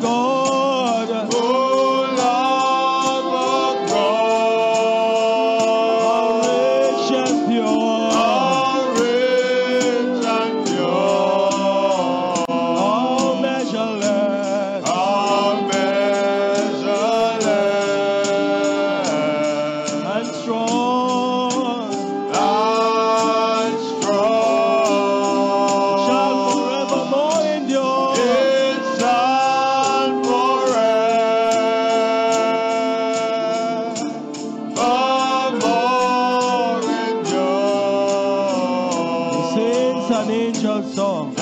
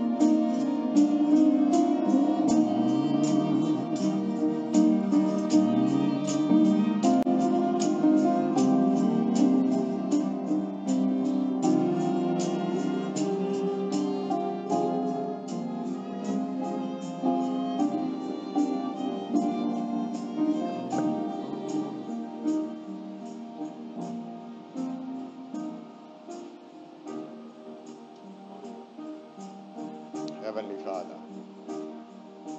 Oh God,